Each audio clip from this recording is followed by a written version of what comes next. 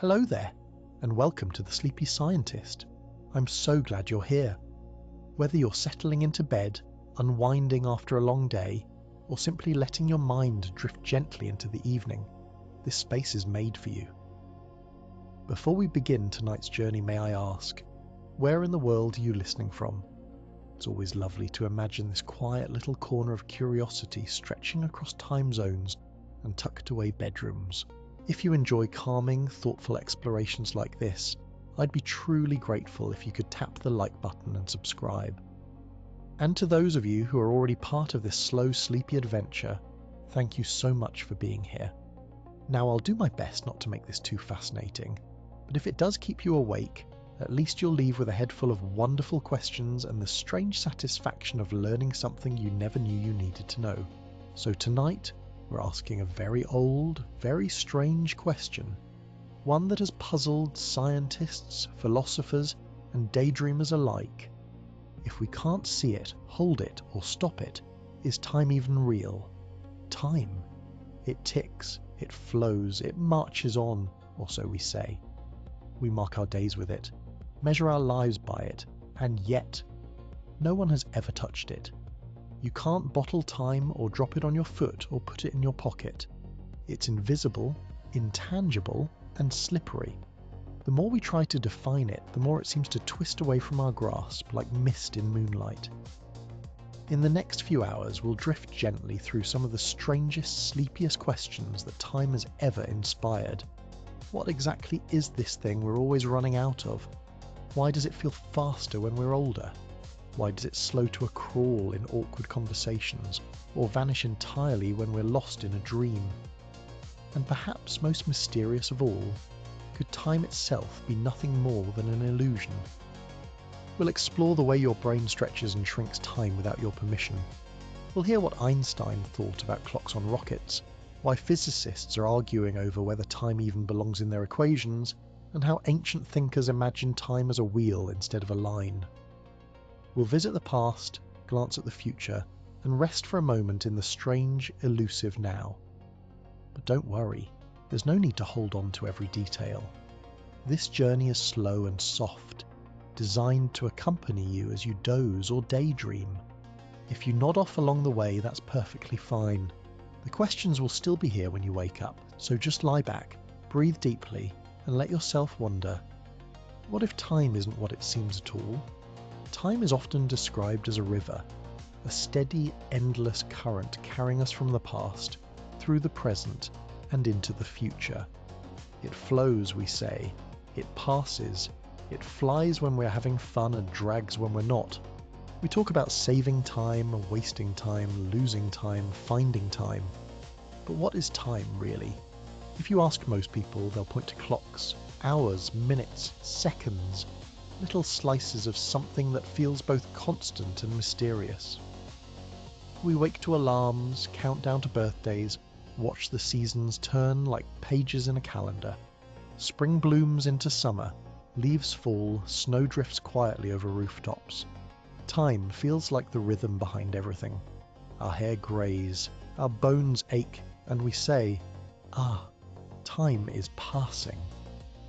But that everyday understanding might only scratch the surface, because when we look closely, really closely, time starts to lose its shape. At its core, time seems to be how we register change. The sun moves across the sky, shadows stretch and shrink. We age, objects shift. Without change, would time still exist? Imagine a universe frozen in perfect stillness. No particles jiggling, no stars exploding, no thoughts flickering in a single brain. Could such a universe contain time at all? Or would it be suspended in a timeless state, not just quiet, but utterly still in every possible sense? Philosophers have long wrestled with this. Some argue that time is inseparable from change, that it has no meaning unless something happens. No ticking clock, no falling apple, no heartbeat, no time. Others suggest that time might exist independently, like a blank canvas even if no brush ever touches it. Isaac Newton believed in absolute time, a kind of invisible background ticking away whether anything happened or not. Gottfried Leibniz disagreed, insisting that time was just a way to describe the sequence of events, nothing more. Modern physics tends to lean closer to Leibniz. Many scientists see time not as a thing in itself, but as a relationship between things. It's not a thread woven through the universe, but a language we use to describe how one state becomes another. An ice cube melts, a match burns, a person laughs. Without these changes, the idea of before and after would have no meaning. Even the units we use to measure time are based on motion. A second, for example, was once defined by the swing of a pendulum, and now by the vibration of a cesium atom. We don't measure time in time, we measure it in movement. If everything in the universe paused at once, would a minute still pass? Some thinkers take this idea further. They argue that time isn't a physical property at all. It's a mental framework, a construct the human brain uses to make sense of a world in motion. Our minds, in this view, are like editors stitching together the frames of reality into a coherent story. Without that stitching, there would be no past, no present, no future, just a kaleidoscope of moments, each one isolated and incomplete. And yet, we feel time deeply. We remember, we anticipate, we regret, we hope. These emotions seem to give time a kind of gravity. They pull it closer, make it matter. But it may be that we've mistaken the story for the structure, that time is not something we're in, but something we're constantly creating. This opens a strange and wonderful possibility, that time might not be as real as it feels, that it could be a useful illusion, a scaffolding for memory, experience, and thought, a brilliant trick of the mind that turns change into narrative. And yet, clocks keep ticking, the seasons still turn, our hearts beat on. Whether time is a river, a rhythm, or a remarkably convincing mirage, it continues to shape the way we live, even if we can't quite say what it is. What if time doesn't exist at all? Not as a flowing river or a ticking clock, but simply as a way of describing change. Imagine, for a moment, that what we call time is nothing more than a convenient label we've given to the unfolding of different arrangements of matter, like pages in a photo album. No current, no motion, no flow, just a succession of still images, each one slightly different from the last. This idea isn't just whimsical, it's one of the more provocative philosophical questions in physics. Is time just change? Could it be that what we think of as time is simply the way we perceive difference? After all, without change, what would indicate that any time had passed at all? Consider a film reel. Each individual frame is perfectly static, frozen in place. There's no motion in a single image. But play those frames in order, and our minds fill in the gaps. Suddenly, a story emerges. A character walks across a room. A spaceship lifts off. A cat knocks something off a table in high-definition rebellion. Yet none of that movement actually exists within any single frame. The motion, like time, is something that arises only when the frames are seen in sequence. In this analogy, each now could be like one of those film frames, a frozen moment, complete but disconnected. String enough of them together in the right order, and the illusion of time begins. But are we seeing time itself, or just movement? This leads to a profound question. Can time be reduced entirely to change? If the universe is simply transitioning from one state to another, does that make time a side effect of those changes, rather than something real in its own right? The physicist Julian Barber thinks so. He argues that time is not fundamental to the universe at all. Instead, what exists is a vast collection of possible configurations of the cosmos. He calls them nows. In his view, each now is a complete self-contained snapshot of the universe. These nows don't evolve, they just are. The sensation of movement, of past leading to future, is just our mind stitching them into a coherent sequence.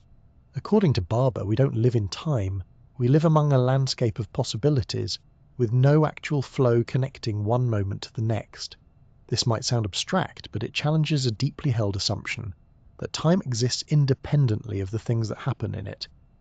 Newton, for instance, believed in something called absolute time, a kind of invisible ticking that continued with perfect regularity, regardless of whether anything in the universe was moving or not. Time, in that view, was the stage on which events occurred. But if Barbara is right, then there's no stage at all, just the scenery, just change, just a vast library of frozen moments, and our minds choosing a thread through them. It's a bit like looking at a flip book. Each page shows a slightly different image, and when you flip through quickly, it comes to life. But what's real? The pages themselves, or the illusion of motion your brain creates between them? This perspective opens up an unsettling possibility that the passage of time, the flow we all feel so intimately, might be an elaborate mental shortcut. A survival tool, perhaps, one that helps us make sense of change and predict what comes next, but doesn't necessarily reflect any deep truth about the nature of reality. And yet that illusion is incredibly convincing. Our memories, emotions, and awareness of mortality all hinge on the idea of time passing. We grow up, grow old, watch seasons turn, candles melt, and waves pull away from the shore. These are not illusions in themselves, they're real changes. But maybe the thread tying them together is the illusion. Not the events, but the sense of movement between them. It's worth asking, if there were no time but things still changed, would anything really be different? Would the universe function any less beautifully, or feel any less alive? Perhaps not. Perhaps time is the melody, and change is the notes. Remove the melody, and the notes remain. But add it in, and suddenly there's music. Long before the world buzzed with digital clocks and satellites, time was measured in shadows. The earliest known timekeeping devices weren't ticking machines, but simple sticks in the ground, sundials. As the sun moved across the sky, the shadow would shift, marking the slow passage of the day. It was elegant, natural, and completely dependent on the whims of the weather. No sun, no time. The rhythm was gentle, forgiving. People rose with the light, worked with the seasons, and rested when it grew dark. But the sundial was only the beginning. Humans have always craved order, especially when it comes to the invisible. In ancient Egypt, water clocks were used, bowls with tiny holes that let water drip out at a steady pace, marking time through the slow and silent lowering of the surface. The Chinese developed candle clocks, which burned at a predictable rate, and in medieval Europe, monks rang bells at regular intervals to mark prayer times, keeping their daily rituals aligned with something greater than instinct. Then came the mechanical age. In the 14th century, tower clocks began to appear in European cities. Driven by gears, weights, and escapements, they were often enormous and not especially accurate, but they were a start. Suddenly, people weren't just following the sun, they were hearing hours strike from cathedrals, marking their days in metal and stone. As the centuries turned, timekeeping became more precise. Pocket watches in the 17th century, pendulum clocks that swung with reliable grace, and eventually the quartz clocks of the 20th century. And now, we have atomic clocks, devices that measure time by counting the oscillations of cesium atoms, accurate to within a fraction of a billionth of a second. These clocks are so precise that they lose only about 1 second every 100 million years. If you're wondering why anyone would need a clock that accurate, you're not alone. But precision wasn't just a matter of curiosity, it was necessity. As human society became more complex, we needed better tools to manage it. Accurate timekeeping allowed sailors to navigate the oceans using longitude. Trains could run on shared tracks without colliding. Factories could coordinate shifts. Businesses could open and close predictably, and economies could function on a synchronized pulse. The Industrial Revolution practically ran on time itself, with bells, whistles, and timetables guiding every motion. And yet, as we sliced time into smaller and smaller units, something curious began to happen. The more precisely we measured it, the more rigid and demanding it became. time became less of a soft rhythm and more of a schedule, a structure imposed on every aspect of life. The natural flow of the day was replaced by alarms, appointments, and deadlines. Suddenly, being on time became a moral virtue, and being late a small social sin. We began to think in terms of minutes and seconds rather than sunrises and sunsets. A meeting starts at 10 sharp, lunch is an hour, and your train leaves at 5:23. We don't just live in time, we obey it. The clock doesn't just measure our lives, it shapes them. And this raises an interesting question. Does measuring time make it more real, or simply more controlling? When we look at a second hand ticking around a dial, or a digital display counting down the moments, we're seeing change, yes, but we're also seeing an invention. These tools don't capture time itself, they capture movement and pattern. A pendulum swings, a quartz crystal vibrates, an atom pulses. We equate those pulses with time, but are we measuring time, or just motion? Think about it this way. If you set your watch to beep every hour, is that sound time, or just a reminder of it? Is a tick the passage of time, or a symbolic note in a rhythm we've chosen to follow? The ancient Greeks had 2 words for time.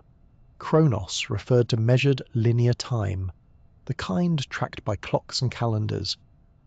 Kairos, on the other hand, meant something more subjective, the right moment, the opportune time, a pause between breaths, a turning point in a conversation. While Chronos can be chopped into ever smaller slices, Kairos resists measurement altogether. Modern life tends to favour Chronos. We fill our days with schedules, timers and countdowns. But in doing so, we may have traded something fluid and rich for something brittle and relentless. Clocks tell us when to begin and when to stop, but they can't tell us how a moment feels. A minute of laughter and a minute of dread tick by at the same pace, but they don't live the same way inside us. It's possible that in mastering time, we've also narrowed it. By dividing the day into 24 hours, 60 minutes each, 60 seconds per minute, we've created a grid to live within. But grids don't leave much room for mystery. The more we standardize time, the more we risk forgetting that it was once a question, not an answer. Still, clocks are beautiful inventions. They hum and tick and glow with human ingenuity. They help us coordinate, connect, and create. They've launched rockets, saved ships, and stitched together continents. But perhaps it's worth remembering that they are tools, not truths. A clock doesn't reveal the nature of time any more than a ruler reveals the nature of space. It just gives us a way to navigate it, or at least to pretend that we can. In the end, dividing time into hours and seconds may have helped us build cities and civilizations, but it may also have helped build the illusion that time is something outside of us, something fixed, exact, and absolute. And that illusion, while useful, might not capture the full picture. Time may still be wild beneath the numbers, slipping between seconds, hiding behind schedules, and waiting patiently for us to notice. Time, as it turns out, is not just something we measure on clocks or observe in the seasons. It's also something we feel, and perhaps nowhere is this more obvious or more confusing than in the human brain. Our perception of time is anything but consistent. It bends, stretches, compresses, and occasionally slips away entirely. One moment can feel like an hour, and an hour can disappear in the blink of an eye. Consider fear. You're walking through a quiet forest when suddenly a branch snaps behind you. Your heart leaps. Time seems to slow. Every sound sharpens. Every movement feels exaggerated. People who've experienced near-death situations often report that time felt like it stopped, or that everything moved in slow motion. But did time really slow down? Or did your brain simply shift gears? In truth, nothing in the external world changed. What shifted was internal, your attention, your awareness, your processing speed. Under stress, the brain floods with adrenaline and switches into high alert. More information is processed per second, and your memory stores those details densely. When you look back on it, the event feels like it took longer, because it's packed with more information than usual. Time didn't slow, you just experienced more of it. Now flip that around. Think about the routine drive to work or school. You arrive and barely remember the journey. The brain, having seen it all before, doesn't bother recording the details. You drift in and out of focus. 10 minutes pass, but it feels like 2. Your mind registers very little change, and so time seems to vanish. These quirks aren't just philosophical curiosities, they're rooted in biology. The human brain doesn't possess a single master clock, but rather a collection of overlapping systems that work together to create a sense of temporal flow. One of the most important is the suprachiasmatic nucleus, a tiny cluster of about 20,000 neurons nestled in the hypothalamus. This microscopic timekeeper helps regulate circadian rhythms, those roughly 24-hour cycles that tell us when to sleep, eat, and wake. The suprachiasmatic nucleus is sensitive to light and darkness. It communicates with the pineal gland to release melatonin when it gets dark, helping us wind down for rest. This clock is why jet lag happens when we travel across time zones. The body's rhythm falls out of sync with the rising and setting sun. But even in total darkness, the brain maintains an internal rhythm, showing just how deeply wired our sense of time really is. In addition to this daily rhythm, there's another system responsible for what researchers call interval timing, our ability to estimate durations ranging from milliseconds to several minutes. This system is distributed across various brain regions, including the basal ganglia, cerebellum, and frontal cortex. It's what helps you clap in rhythm with music, cook an egg without a timer, or know when to stop talking during a dramatic pause. But interval timing isn't perfectly accurate. It's flexible, emotional, and heavily influenced by context. If you're bored or uncomfortable, time seems to drag. If you're engaged or delighted, it flies. A watched pot really does feel like it never boils, not because it's taking longer, but because your brain is paying too much attention to each passing moment. Interestingly, our perception of time also shifts as we age. Childhood summers felt endless. Waiting for a birthday felt like a lifetime. Now, years vanish like mist.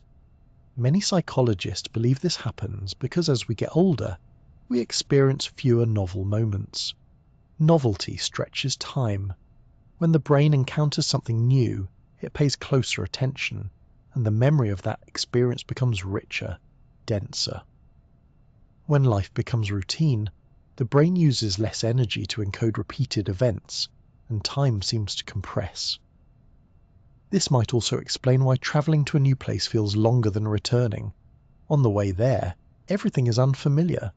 Your brain is alert, recording landmarks, sights, smells. But on the way back, the same path feels faster because it's already been mapped and partially filtered out. Your mind has decided it doesn't need to notice it all again. Even in dreams, time can behave strangely. A few minutes of real-world sleep can seem to contain entire hours of dream activity. This suggests that our experience of time isn't tightly tethered to any external flow, but can expand or shrink based on how our brains construct the narrative of an event. Dream researchers have even conducted experiments where lucid dreamers are given a task, like counting to 10, and asked to signal when they've completed it. Most of the time, the duration matches real-world seconds, but not always. Sometimes the dream stretches, sometimes it compresses. It's fluid. These strange phenomena raise a profound question. If our perception of time is this malleable, is time itself an illusion, or just our relationship to it? Perhaps time, in the physical sense, ticks on steadily, governed by the motion of particles and the expansion of the universe. But the version of time that we live through, the kind we feel in our bones and measure in sighs and smiles, might be more sensation than substance. Some neuroscientists suggest that time perception is a byproduct of attention and memory. When we pay attention, we create detailed memories, which makes the moment feel longer in hindsight. When we're distracted or passive, we remember less, and the moment slips by unnoticed. Time, then, might be a cognitive byproduct, an echo of how we process and record experience. Others propose that time perception is closely tied to body awareness, the beat of our hearts, the rhythm of our breath, the firing of neurons, all offer a kind of internal metronome. Meditation practitioners, for example, often report a distorted sense of time during deep focus. When attention narrows and external stimuli fade, the usual flow of time seems to dissolve. Minutes stretch, hours melt. It's not that time stops, it's that our usual way of tracking it becomes unanchored. Without change, without contrast, our sense of temporal flow begins to lose definition. This brings us to an interesting idea. Perhaps time is not a universal constant we pass through, but a kind of experience we generate, a model we build in real time based on movement, memory, attention, and emotion. Like colour or sound, time might be less a property of the world and more a feature of how we interpret it. This doesn't mean time isn't real in some form, but it does suggest that our experience of it is deeply subjective. Two people in the same room can live through the same 10 minutes very differently. One waits anxiously, the other is lost in thought. The same clock ticks on the wall, but the inner world of time unfolds at separate speeds. And if our brains can stretch, squeeze, or even forget time, what does that tell us about its nature? Is time a thread that binds the universe together, or is it something woven by the mind moment by moment into a tapestry of experience? In the end, time may be both a rhythm of the cosmos and a rhythm of the self, one measured in stars and seconds, the other in memories and moments, one ticking steadily in silence, the other fluttering unpredictably in the chambers of the mind. What exactly is now? It seems obvious at first. You're hearing the sentence now. You're breathing, blinking, maybe lying comfortably in bed while the world gently ticks on. But try to catch that moment, the precise instant of now, and it slips away before you can name it. By the time you've even said the word, the moment has already moved on. The present is gone, replaced by a new one, which is also on its way out the door. It's a little like trying to step into a river and hold on to a single drop of water. The flow doesn't stop just because you noticed it. The idea of a present moment feels intuitive, even essential. It's where life happens, after all, but under the surface it gets slippery. From a scientific point of view, the present might not be as real or fixed as we like to imagine. In fact, the very moment you think you're in, the moment you call now, may be more of a clever illusion than a fundamental feature of the universe. Let's start with your brain. It turns out that your experience of the world is running a little behind real time. Every sight, sound, and touch has to travel through your nervous system, get processed, interpreted, and stitched into a coherent picture. This takes time. Only a few hundred milliseconds, but enough to matter. When you hear a sound, it's already happened. When you see an object, the light reflecting off of it hit your eyes ever so slightly in the past. You are always just a little bit late to your own life, and yet you don't notice. That's the magic trick. Your brain doesn't present the world in a series of lagging updates. It blends the incoming signals into a smooth and unified moment. It backdates your experiences, syncing them into what feels like the present, even though that present is actually a carefully constructed illusion. Neuroscientists call this delay the perceptual lag, and it's usually around 0.2 to 0.3 of a second, just long enough for a good tennis serve to fly right past you. This strange delay raises the question, if our brains are always playing catch-up, is there ever such a thing as being in the present? Or is it more accurate to say we're always living in the very recent past, our minds continuously assembling and updating a version of now that already slipped by? To make sense of this, some researchers introduced the concept of the specious present. This is the very short window of time, usually estimated at a few seconds or less, within which your brain merges sensory information into a single cohesive experience. It's like a mental envelope that holds just enough of the recent past to create the illusion of a continuous moment. the specious present is not a precise point. It's more like a soft-edged span, a brief stretch where your experiences are bundled together and presented as this is happening now. You can feel this intuitively. Think about how you hear music. A melody makes sense only because your brain retains the previous notes as the current ones arrive. If you heard each note in isolation, it would just be a collection of disconnected sounds. Your perception of rhythm, of tempo, of musical flow, all of that lives inside the specious present.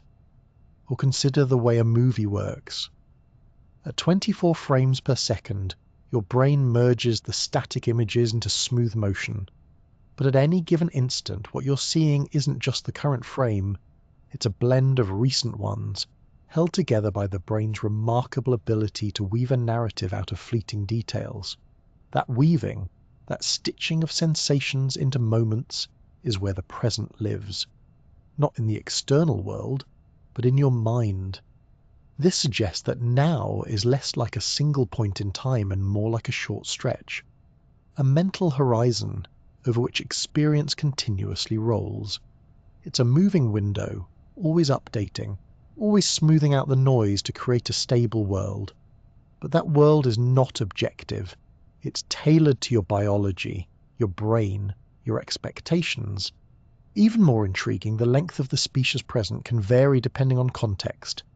In moments of stress or high alertness, it may seem to expand. Time feels slow because your brain is processing more information within each slice. In calm or repetitive environments, the window may narrow, and time appears to speed up. Your brain, in effect, tunes the size of your now depending on what's going on. This flexible, constructed nature of the present makes it hard to argue that it's a fixed feature of reality. In physics, there's no universal present. Special relativity teaches us that observers moving at different speeds or in different gravitational fields will disagree about whether two events happened at the same time. What's now for you may not be now for someone speeding by in a rocket ship. There's no single objective slice of the universe that everyone experiences as the present. Instead, each observer has their own unique version of now, shaped by motion and position. That undermines the idea that the present is some grand cosmic truth. It seems far more likely that it's a local, personal phenomenon, a side effect of how brains and bodies experience change. Even in our daily lives, we see this play out. You can be physically present in a room but mentally stuck in the past, or anxiously reaching into the future. Meditation, often described as the practice of being in the now, might really be about quieting the mental chatter and simply becoming more aware of the contents of your specious present. But even that awareness is happening just after the fact. The present is always something you're catching up to. And this raises a deeper question. If the present is a mental construction, do we ever truly live in it? Or are we always lagging slightly behind, reflecting, assembling, guessing?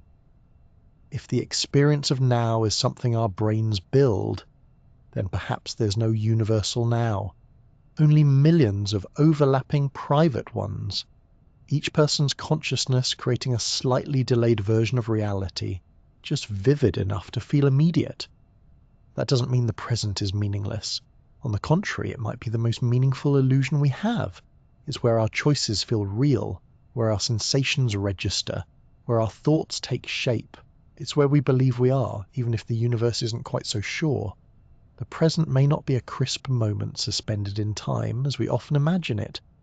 It may not be the thin line dividing past from future. Instead, it may be more like a soft glow, a blending of before and after, stitched together just well enough to keep us grounded. And if we accept that, we might also accept that now is not a destination or a point, but a dance. A rhythm created by the body, the mind, and the world around us. One we feel without fully grasping, one we trust without ever quite touching. Perhaps the present isn't real in the way we think it is, but maybe it doesn't need to be. Maybe it's enough that we believe in it, that we feel it, that we find ourselves returning to it again and again, even as it slips silently into memory. Albert Einstein had a curious habit of asking questions that sounded simple, but turned the entire world upside down. One of those questions was, what would it be like to ride alongside a beam of light?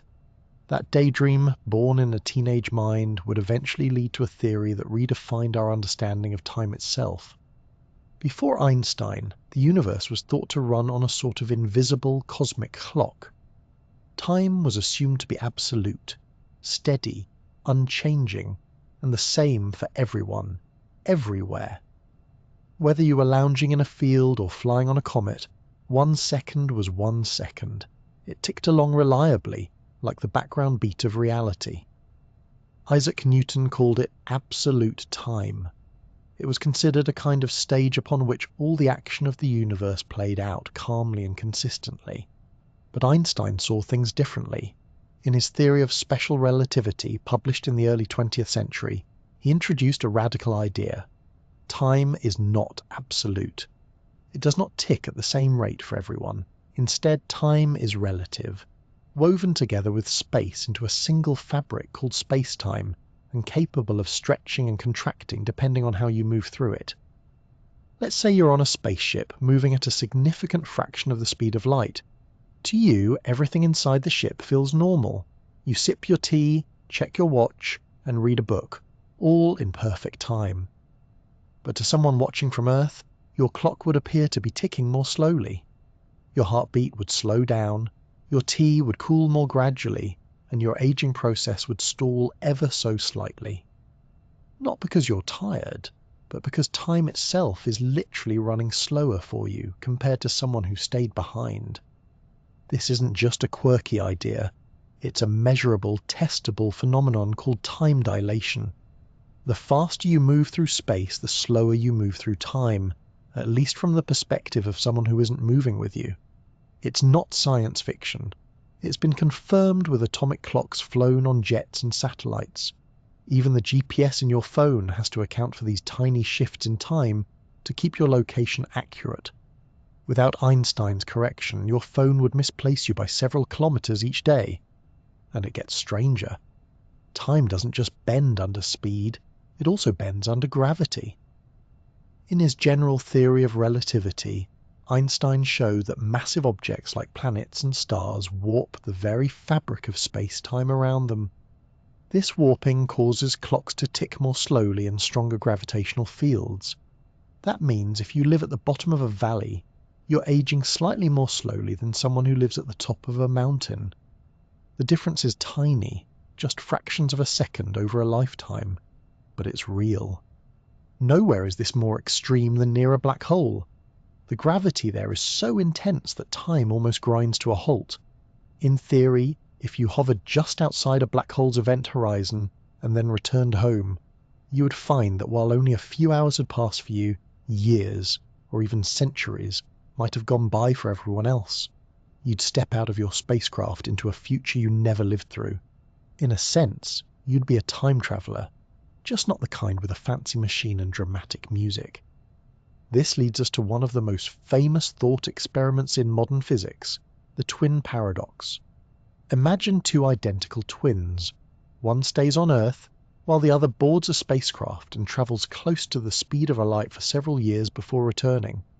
According to Einstein's theory, the traveling twin would have experienced time more slowly.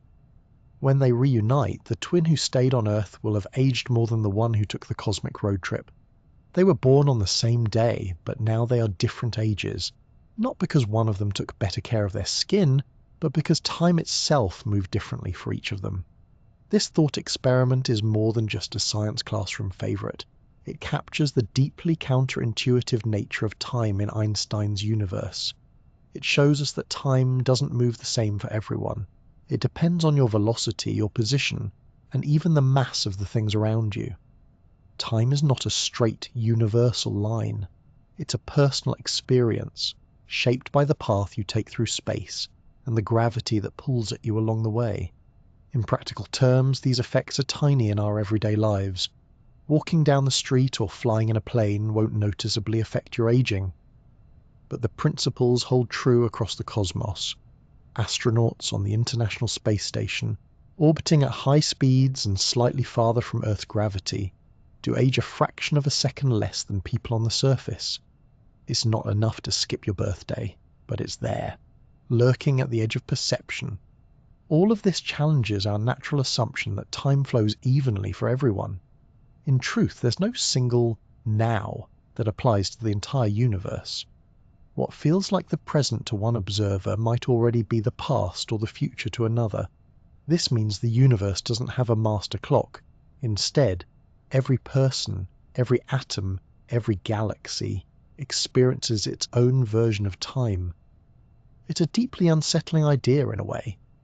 We like to imagine that time is a shared experience, something we all move through together, but relativity tells us that's not quite true. Each of us is riding a personal timeline shaped by our speed and position in the vast fabric of space-time. Your now is not quite my now. The faster we go, the more those differences grow.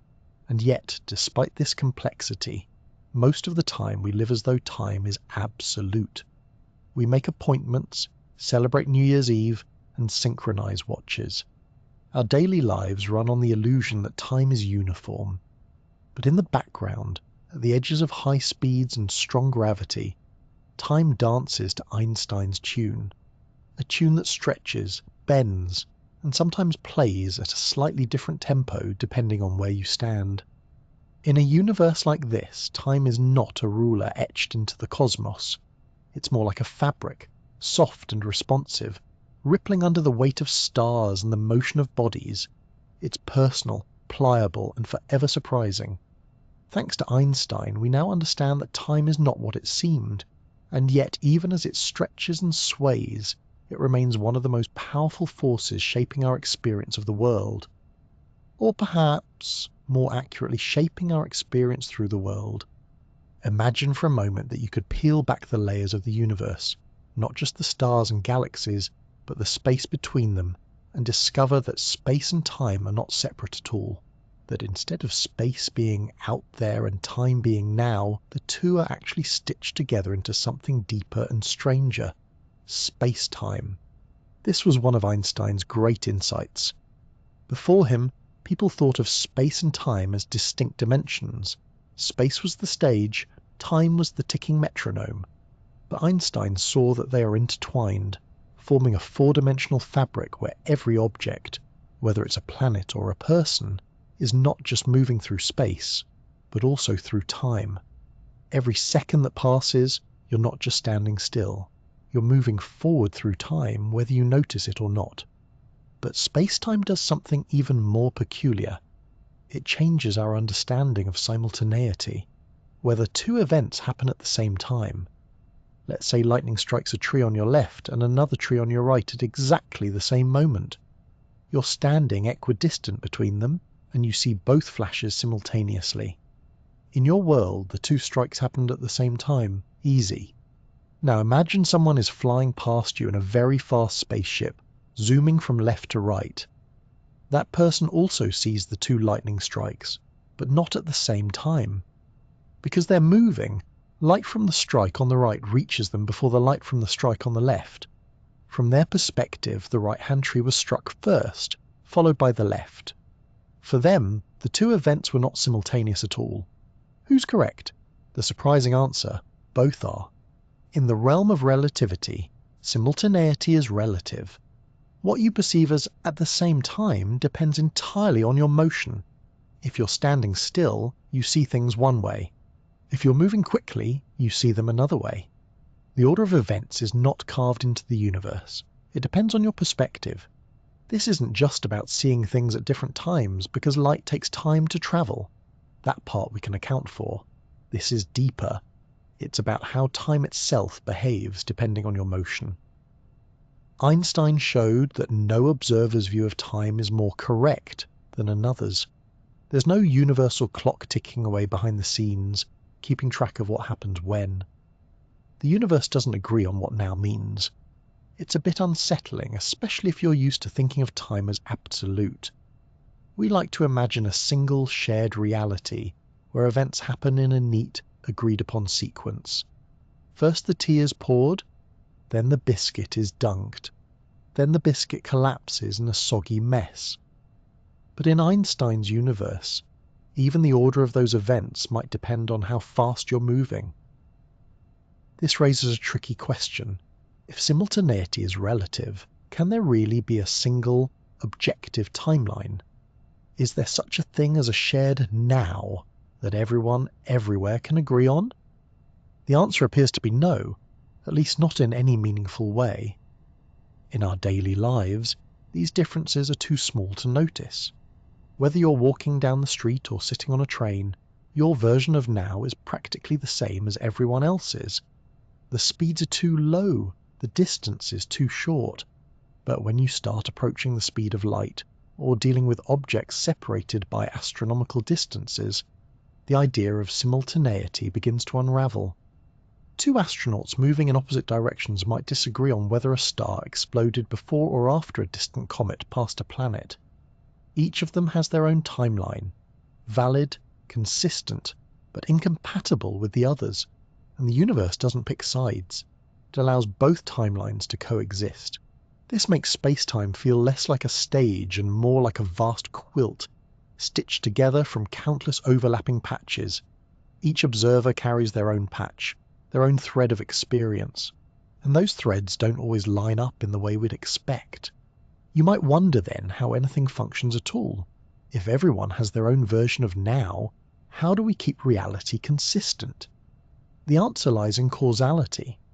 Even though simultaneity is relative, the cause and effect relationship between events remains intact. If you press a button and a light turns on, that order holds for everyone, regardless of their motion. Cause must precede effect for all observers. That's the rule the universe refuses to bend. But beyond that, all bets are off. The further apart two events are in space, the more room there is for disagreement about their timing. In fact, for certain pairs of events, it's physically impossible to say which came first without first picking a reference frame. It's like asking which city is more north, Tokyo or San Francisco. The answer depends on how you tilt the map. This lack of a universal now has deep philosophical implications. It suggests that the present isn't some absolute slice of time sweeping across the cosmos like a giant windshield wiper. There is no cosmic metronome striking the same beat for every corner of the universe.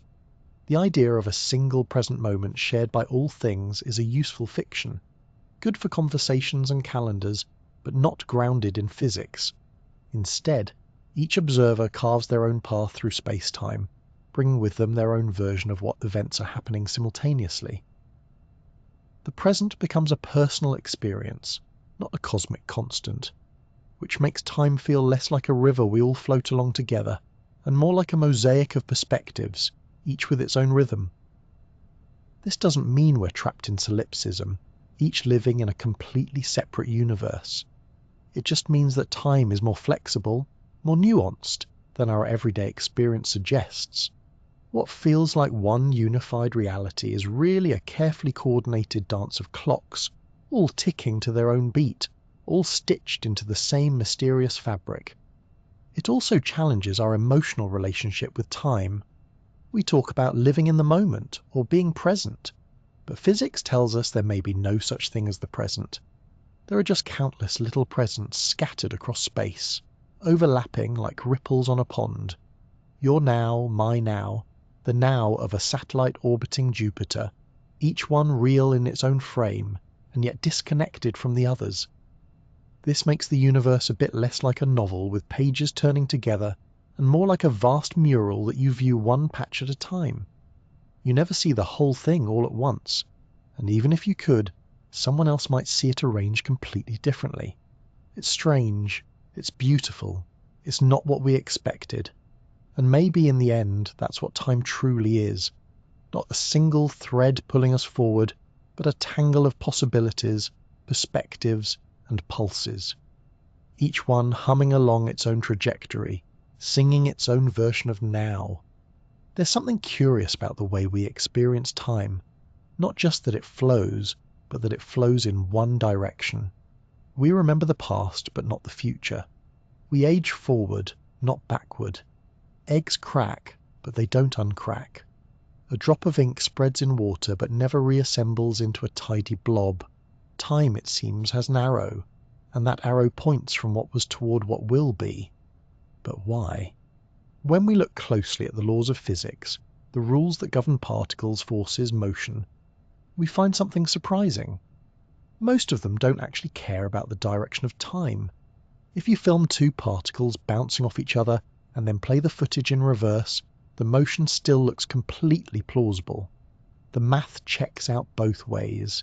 The equations that describe gravity, electromagnetism, and even the quantum world are time symmetric. They work just as well backward as they do forward, and yet the universe clearly behaves as if time has a preferred direction. We call this the arrow of time. But if the underlying laws don't demand it, where does that arrow come from? One answer lies in the realm of thermodynamics, the study of heat, energy, and the behavior of large systems. In particular, it lies with a concept called entropy. Entropy is often described as a measure of disorder. It's a way of quantifying how mixed up or random a system is. A neat stack of playing cards has low entropy. A shuffled deck has higher entropy. A child's toy room after a birthday party, maximum entropy. The second law of thermodynamics states that in a closed system, entropy tends to increase over time. Things move from order to disorder, from structure to chaos. A hot cup of tea cools down, not the other way round. A sandcastle crumbles, not spontaneously rebuilds itself. This tendency gives time a direction, not because anything is pushing it, but because there are far more ways for things to be disordered than ordered. Imagine you drop a glass on the floor, it shatters. That's a high entropy outcome. There are countless ways the shards can scatter, but only one tidy, unbroken glass. The odds overwhelmingly favour disorder.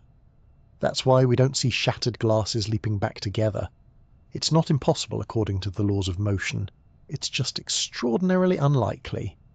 So, the arrow of time might arise from probability, from the fact that statistically, things move toward greater entropy simply because there are more disordered states available.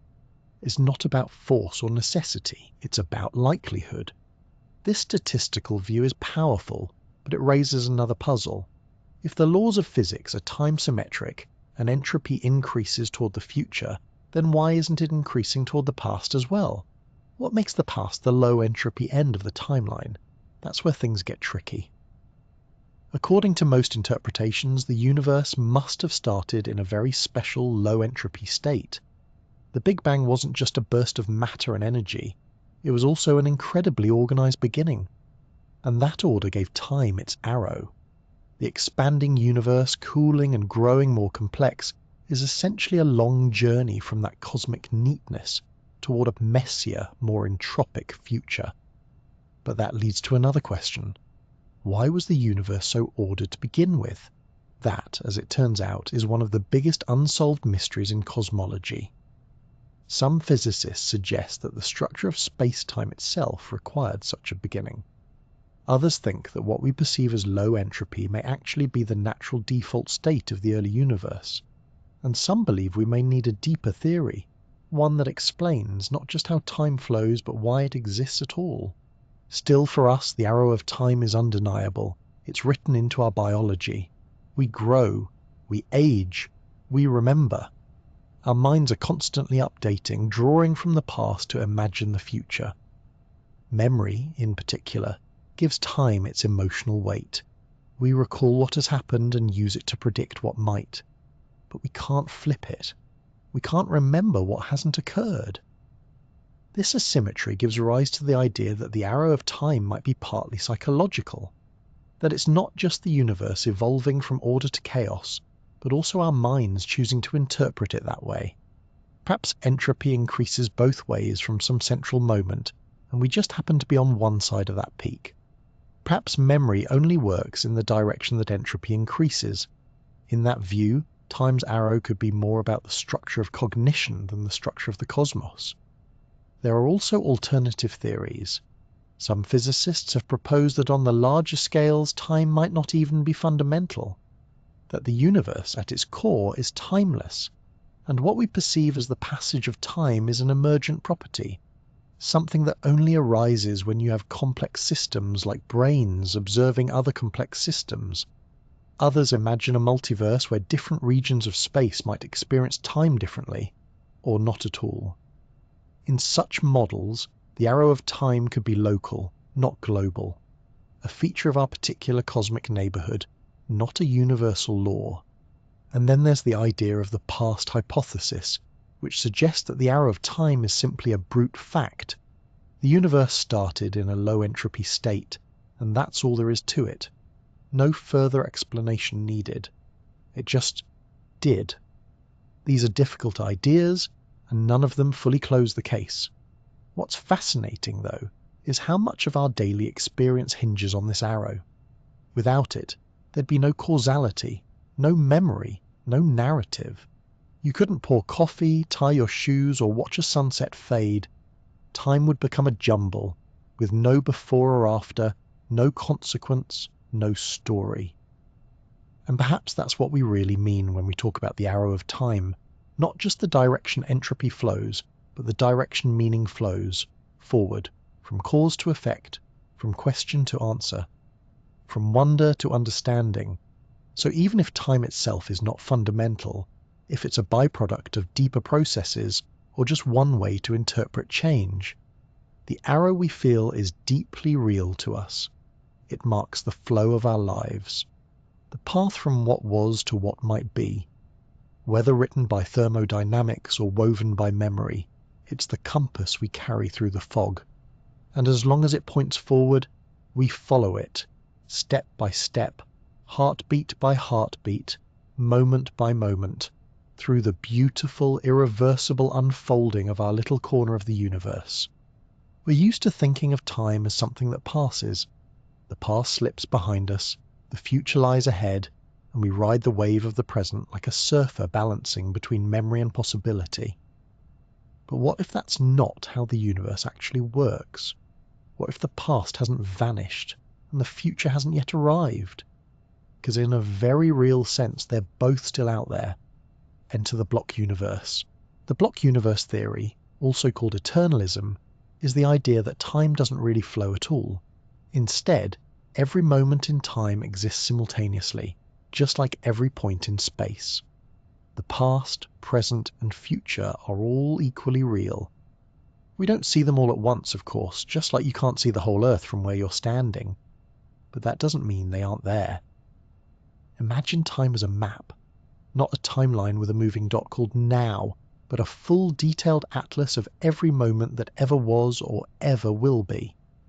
Just as every city exists on a map, whether or not you're currently visiting it, every moment in time exists in the block universe, whether or not you're currently experiencing it. Your birth, your first bicycle ride, your last cup of tea, they're all still there, marked on the grand coordinate system of space-time. This is a strange and slightly unsettling idea. It tells us that the past isn't gone, it's just elsewhere. Not in reach, perhaps, but still real, still part of the fabric. When you remember something, you're not conjuring a ghost. You're peeking back into another region of the block, one your consciousness has already passed through. The future, by the same token, isn't an empty page waiting to be written. It's already there, waiting its turn.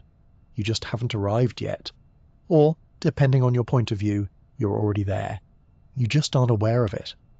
This idea gained support from Einstein's theory of relativity. In relativity, there's no absolute now. What counts as simultaneous depends on your frame of reference, your speed and location in the universe. Two people moving differently might disagree on whether two events happened at the same time. That suggests there is no universal present moment, no single slice of time shared by all observers. And if there's no universal now, then past and future must be just as real as what we're experiencing in this moment. This leads to a rather poetic image. Reality is a frozen four-dimensional sculpture. Space and time aren't separate. They're fused into one seamless entity called space-time. You don't live only in the present. You're extended across time. Your life isn't a moving dot. It's a long, continuous thread stretched from birth to death, like a glowing strand woven into the fabric of the cosmos. Every breath you've taken, every step you've walked, every dream you've had, they're all part of this thread, all present in the block. But if the past is still there, why can't we revisit it? Why can't we travel through time the way we travel through space? One answer is that we're not built to do it. Our consciousness seems to move in one direction, forward. Our brains are wired to process information in a sequential cause and effect manner. We store memories of the past, not the future. We make decisions based on what's behind us, not what lies ahead. Whether time really flows or not, our experience of it does. Another possibility is that while all points in space-time exist, the laws of physics only allow for information to travel in certain ways. You can't just hop from one moment to another, because the rules of causality, what causes what, still apply. The past might be there, but it's fenced off from interaction, like a painting behind glass. Still, the implications are staggering. If the block universe is right, then every moment of your life is preserved in the cosmic structure. Nothing is truly lost. Your happiest day, your hardest trial, that perfect hour where everything felt just right. They all still are.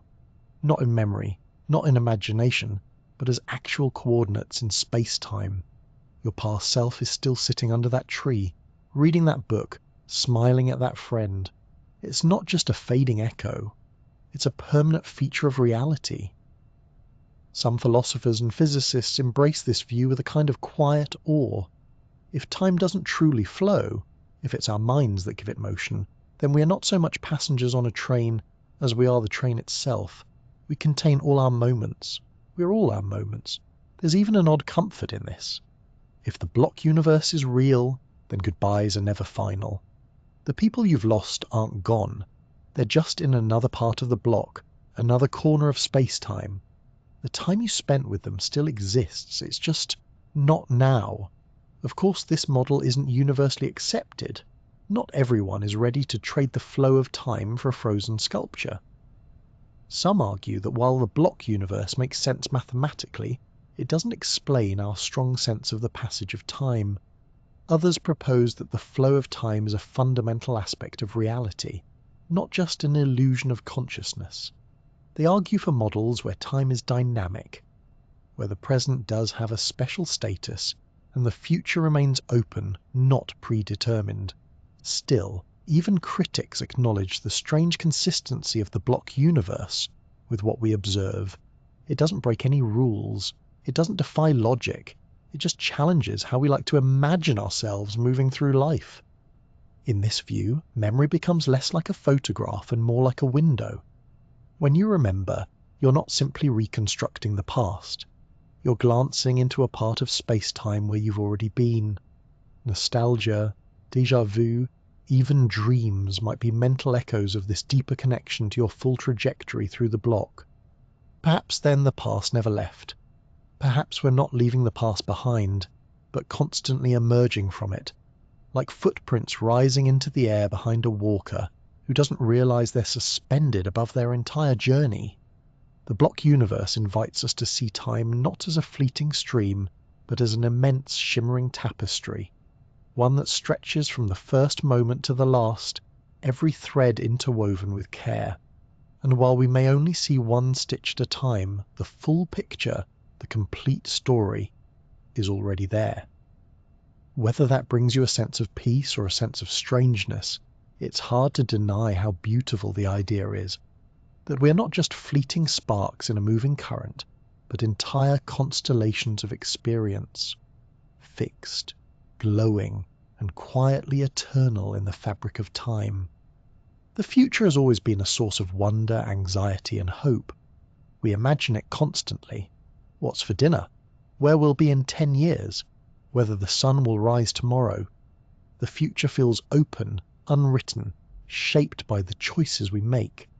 But what if that feeling is an illusion? What if the future isn't waiting to be created, but is already out there, as real and unchangeable as the past? This is the unsettling suggestion of a view called eternalism. In eternalism, all points in time, past, present, and future, exist equally. They're not unfolding, they're not forming as we speak. They're already there. Every moment that has ever occurred or will ever occur is sitting quietly on the grand timeline of the universe, fixed in place. You're not writing your story one page at a time. You're reading a book that's already been published. This isn't just a philosophical daydream.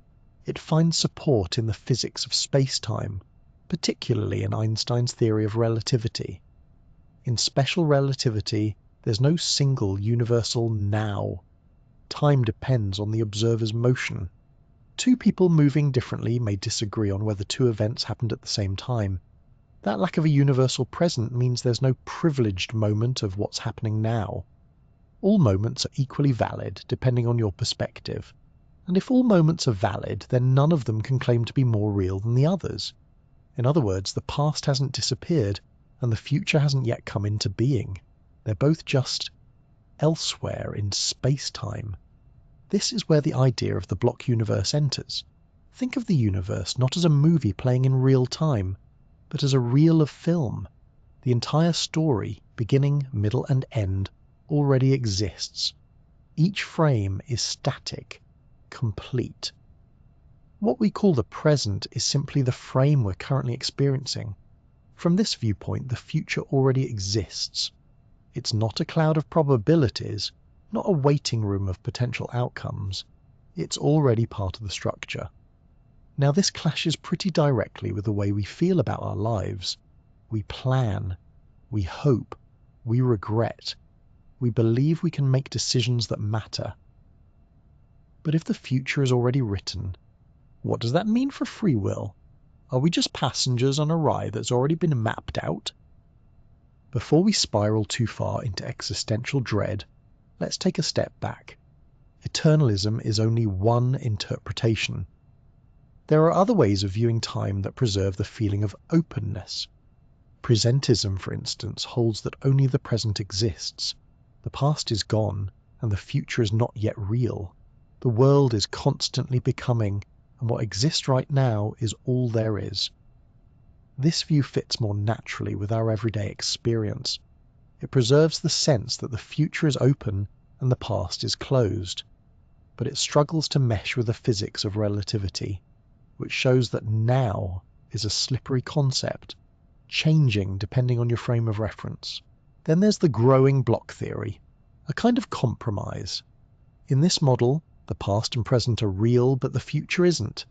The universe is like a book being written page by page.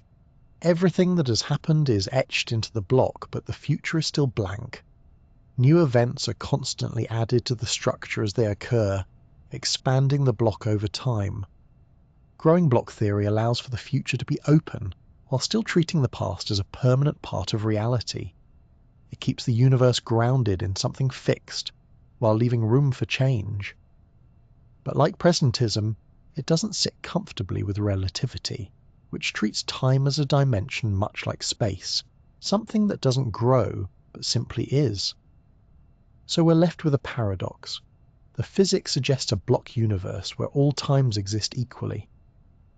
But our experience screams otherwise. We feel ourselves moving forward. We feel ourselves choosing. We feel uncertain about what's coming. This brings us to the heart of the debate. Is free will compatible with a predetermined future? One way to reconcile the two is through the concept of compatibilism. This view argues that even if the future is fixed, our actions still matter. Why? Because those actions are part of the block. Your decision to take a walk, call a friend, or change careers is embedded in the future, not despite your free will, but because of it. The future exists as it does because you will make those choices. You're not being controlled by the block. You're the block in motion. In this sense, free will doesn't vanish just because the outcome is fixed. It's like reading a novel for the second time. You already know how it ends, but that doesn't mean the characters didn't make choices along the way. Their decisions are baked into the structure of the story. If the universe is a book, then our free will is written into the pages. Others are less comfortable with this. They argue that if the future is already real, then no amount of decision-making can change it. that everything we do is merely unfolding according to a script we can't see, that we are, in essence, acting out a role that's already been assigned. For some, this feels deeply limiting. But maybe the problem lies in the way we think about time and change. If all of space-time is laid out, then our experience of moving through it, our sense of flow and novelty, is part of the structure. It's not an illusion. It's simply the way consciousness interacts with the block. Just as a traveller moves along a road they didn't build, we move through time along a path we didn't create. But the journey still feels real, and the scenery still unfolds as we pass by. Even in an eternalist framework, uncertainty is real for the observer. You don't know the future until you get there. And in that sense, your choices matter. Not because they change the block, but because they're the reason the block is the way it is. You are both explorer and landscape, both author and character. It's also worth noting that not all physicists or philosophers are committed to eternalism. Some argue that time might be an emergent property, something that only appears at large scales or in the presence of consciousness. Others believe that a deeper theory of quantum gravity might replace time altogether, suggesting that what we experience as past and future are merely side effects of a more fundamental, timeless reality. Still, the idea that the future already exists has a strange, quiet beauty to it. It suggests that nothing is ever really lost, that every smile, every goodbye, every fleeting moment is still out there, perfectly preserved in the geometry of space-time. It may not be accessible, but it's there, eternal, like the stars. Whether that's comforting or unsettling depends on your perspective. Maybe we don't need to know whether the future is fixed to appreciate the richness of the present. Maybe we don't need to tear the page out of the book to savor the story. And maybe, just maybe, fate and freedom aren't opposites after all. Maybe the path you walk and the way you choose to walk it are both part of the same mysterious design. A design that doesn't rob you of meaning but offers it, written in the ink of time, unfolding one breath at a time. If you couldn't remember a single moment ago, would time still exist for you? It's a strange question because time feels so constant, so baked into everything we do. We wake up, go about our day, and drift into sleep. The sun rises and sets, meals are cooked and eaten, stories unfold. But all of that relies in some essential way on memory. Without it, we might still be in time, but would we feel it? Memory gives time texture. It connects the dots. Without memory, moments become islands with no bridges, no way to tell which came before, or even if there was a before. You could live in an endless string of present moments and never know it. Our sense of self is built almost entirely on memory. You are, in large part, the story you remember about yourself, where you were born, what you've done, who you've loved, what you've learned. Memory lets us thread together countless little fragments into something cohesive. It gives the illusion, perhaps the reality, of continuity, of being one person through the river of change. But remove that memory and something collapses. You're still there, breathing, blinking, sensing. But who are you? Where are you in time? People with certain kinds of brain injury experience this firsthand. One of the most famous cases is that of Clive Waring, a gifted British musician who lost the ability to form new memories after a viral infection damaged his brain. He can remember how to play the piano beautifully, but his short-term memory resets every few seconds. Each moment feels like waking up. He constantly believes it's the first time he's become conscious since falling ill, even though decades have passed. He exists in a world where time is fragmented, choppy, endlessly restarting. Another condition, anterograde amnesia, similarly disrupts the ability to form new memories. People with this disorder can remember events from before the injury, but they struggle to record anything after. Their past is intact, but their future remains forever blank. Days become moments, conversations reset. Life becomes a loop without a timeline. For these individuals, the mechanics of time, clocks ticking, days changing, still unfold, but their personal experience of time is radically altered. It's a kind of eternal present, a moment divorced from continuity. It suggests that time as we feel it isn't just something out there in the world, it's something built inside us. This leads to an intriguing possibility, that memory doesn't just record time, it creates our experience of it. After all, how do you know that 5 minutes have passed, or that yesterday even existed? You know because you remember. Time feels real because you've constructed a sequence. One thing leading to another, a before and an after. Memory strings moments into a story. Without it, we're left with moments in isolation, like pages of a book scattered on the floor with no numbers. Even your sense of how long something lasted is based on how much detail your brain recorded. A new experience, say, travelling to a country you've never been to, feels long and rich in hindsight. But sitting through a routine meeting might vanish from your mental timeline almost instantly. Your brain compressed it, marked it as unimportant. The more vivid the memory, the longer the moment seems to have lasted. In that sense, memory doesn't just record time, it stretches and squeezes it. There's even some evidence that we use memory to imagine the future. When we think ahead, we don't pull data from a separate system. We repurpose the same neural machinery we use for remembering.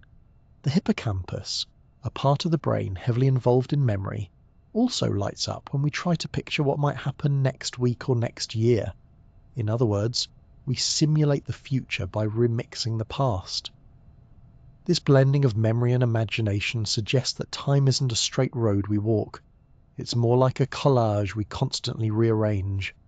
We're not just moving through time, we're constructing it as we go, using memory as our toolkit. But does that mean time isn't real? Only our version of it? Not necessarily. The outside world still hums along. The Earth spins, particles decay, galaxies drift. Those processes continue regardless of whether anyone remembers them. But experienced time, the kind we live and feel, is inseparable from memory. Without it, time loses its thread. It becomes a blur, or worse, a void. This isn't just a human phenomenon. Animals with memory likely experience time too. A dog waiting at the door for its owner, a bird migrating across the globe, a squirrel remembering where it buried its food. These behaviors suggest some sense of continuity. Not the kind of time marked by atomic clocks, but the lived time of expectations and outcomes. Even artificial systems, like certain types of AI, build temporal models based on past data. They remember patterns and use those memories to predict what might come next. While not conscious, these systems still mimic one of time's key functions, making sense of change through stored experience.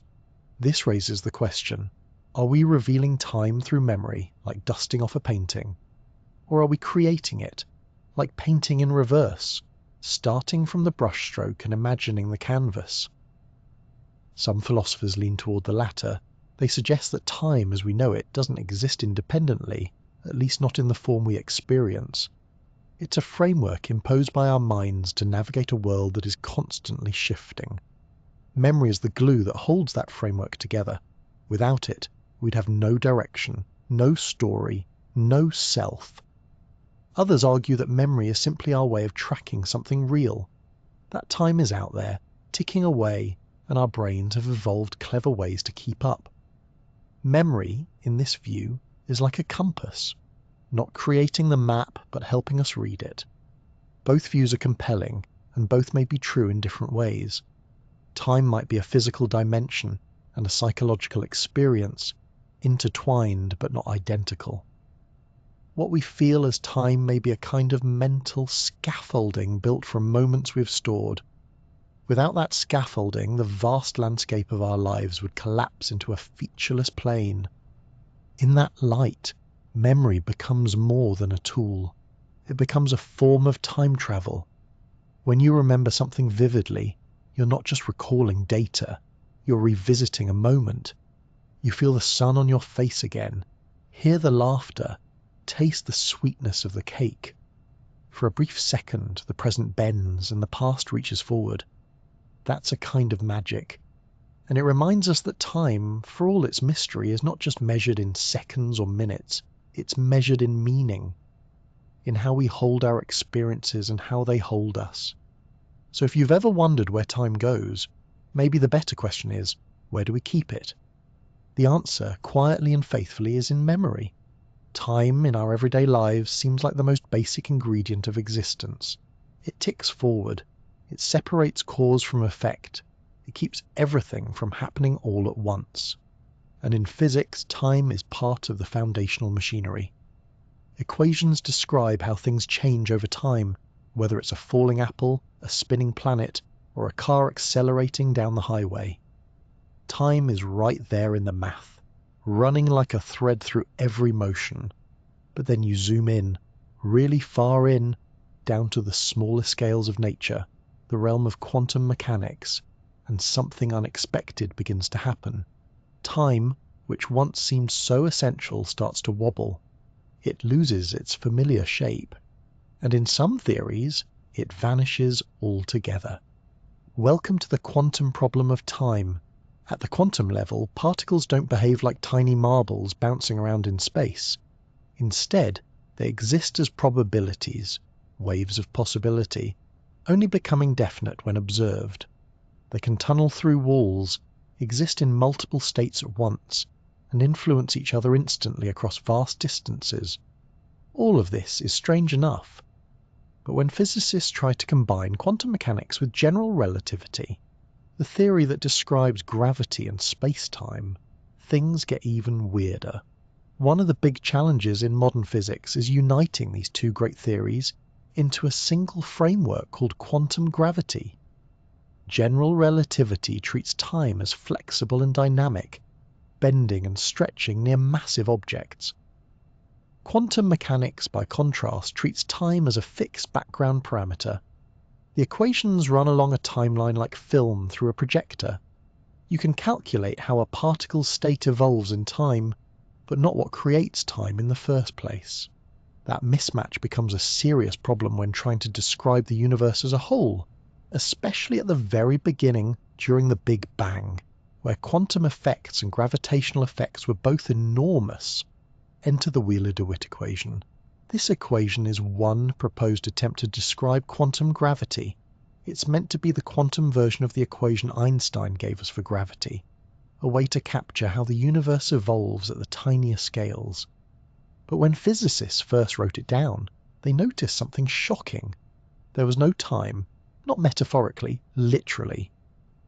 Time as a variable didn't appear in the equation at all. The Wheeler-DeWitt equation describes a universe in a kind of eternal stillness. It gives you a wave function of the universe, not how it changes, but how it is. This is deeply unsettling. How can a theory of the universe not include time? How can physics work without something changing? Some interpretations suggest that time may be emergent, not fundamental, but a product of relationships between things. Think of a clock. It doesn't contain time.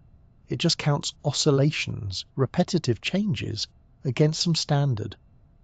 The motion of the hands creates our sense of time, but the clock itself doesn't make time happen. In the same way, the universe might not require time to exist. Instead, time could arise from patterns, from correlations between systems. In this view, the universe isn't ticking along like a stopwatch. It simply is in all its configurations. Time is the story we tell when we look at how parts of the universe relate to each other. It's a bit like flipping through the pages of a flipbook. The book contains no motion, just still images. But when you move through them at the right pace, your brain creates a moving picture. The illusion of animation, the illusion of flow. What if our experience of time is something similar? A kind of psychological animation stitched together from a series of timeless quantum states. This idea leads to what some physicists call the timeless view of the universe. In this view, change is real, but time, as a flowing dimension, is not. It's just a label we put on the differences between states. If you rearrange a Rubik's Cube, you see a progression, but the cube doesn't need to know what time is. The order of the changes is enough. And yet, we feel time. We measure it. We age. The planets orbit. Radioactive atoms decay. How can all of that exist if the underlying physics has no timeline? One proposal is that time is internal to the system. That is, within a closed system like the universe, one part of the system can act as a clock for the rest. Suppose you're watching an hourglass. The sand falling becomes your measure of time, but the hourglass doesn't care about time. It just follows the rules of physics. The sequence of configurations, the shifting piles of sand, becomes time to you. You perceive time not because the system has a built-in clock, but because change creates a reference. So perhaps the reason time disappears from the fundamental equations is that it's not a basic ingredient at all. It's not part of the universe's deepest foundations. It's a pattern we extract from the way things relate. A kind of bookkeeping that only becomes necessary when you have an observer looking at the system. This would also help explain why time seems to run only one way in our experience, why we remember the past but not the future, why causes precede effects. These features might emerge from the particular structure of our universe, especially from the growth of entropy and the complexity of interacting systems. The direction of time, in this view, is a large-scale phenomenon, a result of the universe unfolding in specific ways, not a built-in arrow pointing forward. But there's still a mystery here. If time isn't fundamental, then what is? What is the universe really made of, if not particles moving through space and time? Some approaches to quantum gravity, like loop quantum gravity or string theory, suggest that space and time might both be emergent, arising from deeper, more abstract entities. These might be networks of relationships, quantum loops, vibrating strings, or something else entirely. In these models, time could be a secondary feature, something that shows up when many small interactions coalesce into a familiar structure. Imagine zooming out from a forest. Up close, you see individual leaves and branches, but from far away, you just see green. Time might be like that, something that only appears when we take a broad view of many interactions. At the quantum level, the leaf and the tree vanish, and only the mathematical relationships remain. So are we misunderstanding time's role in reality? It's possible. We evolved as creatures that survive by noticing sequences, by remembering patterns, by predicting what comes next. Our brains crave causality, direction, and flow. But nature may not care about those things. The universe may be less a ticking clock and more a vast interconnected structure, a cathedral of configurations frozen in the strange stillness of its own existence. And if time is not real in the way we think it is, then perhaps our journey through it is less emotion and more a melody, an unfolding harmony of changing notes, heard one after another, even though the whole song already exists. That doesn't make time less beautiful.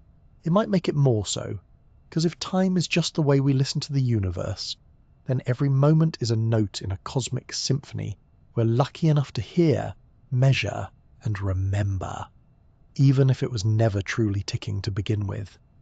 Imagine a universe with nothing in it. No planets, no stars, no atoms, no clocks ticking, no rivers flowing, no hands to clap or hearts to beat. Just emptiness, a pure, featureless void. Would time still pass in such a place? It's a deceptively simple question, one that touches on some of the deepest disagreements in the history of physics and philosophy. At first glance, it seems obvious that time would still be there, ticking away in the background even if nothing was around to notice. But on closer inspection, the question becomes foggy. What exactly is time, if not the measure of change? And if absolutely nothing changes, does the concept of time make any sense at all? This was a major point of contention between two intellectual giants of the 17th century, Isaac Newton and Gottfried Wilhelm Leibniz. Newton believed in what's called absolute time, a kind of cosmic metronome that ticks away independently of anything happening in the universe. In Newton's view, time is like a blank sheet of paper on which events are drawn. Whether or not anything is actually happening on the page, the sheet exists. Time flows relentlessly and uniformly regardless of whether anything moves. But Leibniz disagreed. He argued for relational time, the idea that time doesn't exist independently, but is instead defined by relationships between events. If nothing changes, there is no time. You need at least something, some kind of motion, some kind of comparison, to say that time has passed. Without events, time is an empty concept, like asking how loud a soundless bell is. Let's return to that empty universe. Picture it again. Pure blackness. No particles, no fields, not even a stray photon zipping through the void. If you were somehow placed inside this universe, though that's a paradox in itself, you'd have no way to tell whether one moment differed from the next. There'd be no heartbeat to count, no breath to take, no orbiting moon to measure. No before and after, just sameness. In such a place, could you honestly say that time is passing? Our everyday experience says yes. We've grown up in a world full of ticking clocks and rising suns. Time is so woven into our perception that we imagine it must persist even in silence. But that's because we never experience a reality without change. Even when things seem still, there's motion, air particles buzzing, atoms vibrating, thoughts unfolding. Take all that away, and time might not just slow, it might evaporate. This idea leads to a curious possibility, that time, far from being a backdrop, might actually depend on matter and motion to exist in any meaningful way. And it's not just philosophy students who worry about this. In physics, time is intimately tied to measurement. To detect time, you need a process, something that ticks or changes. That's why we build clocks. A pendulum swings, a quartz crystal vibrates, a cesium atom oscillates. These movements give us regular markers to measure time against. Strip away all matter, and those processes vanish. No pendulums, no crystals, no oscillations. Without change, there's nothing to measure. You'd be left with the idea of time, but no practical or conceptual way to demonstrate it. It's a bit like asking how long a movie lasts if you never press play. The reel may be coiled up and ready, but without motion, the concept of length doesn't apply in any lived sense. You need unfolding, one frame after another, for time to take shape. Of course, some would argue that even in a perfectly still universe, time would still exist in some mathematical sense. You could say, hypothetically, that from second 1 to second 2, nothing happened, and from second 2 to second 3, still nothing. But this quickly becomes a word game. If there's no event to mark the passage of a second, is it meaningful to say the second occurred? This touches on another subtle issue, the difference between coordinate time and physical time. Coordinate time is the abstract mathematical variable used in equations, something you can plug into a formula to calculate motion. Physical time, by contrast, is the stuff we actually experience, the felt passage of moments. Coordinate time might exist on paper, but without matter to interact with, physical time might be indistinguishable from a deep eternal pause. There's a similar tension in general relativity. Einstein's equations describe how space-time bends and flexes in response to mass and energy. In an empty universe, those equations simplify dramatically. No curvature, no dynamics. Space-time becomes flat and featureless. It still exists mathematically, but whether it has any physical meaning is another matter. Time in this empty space-time has no reference points. It stretches on, perhaps infinitely, but without clocks, without events, there's no way to say what it's doing. Some physicists speculate that time, like space, may be emergent.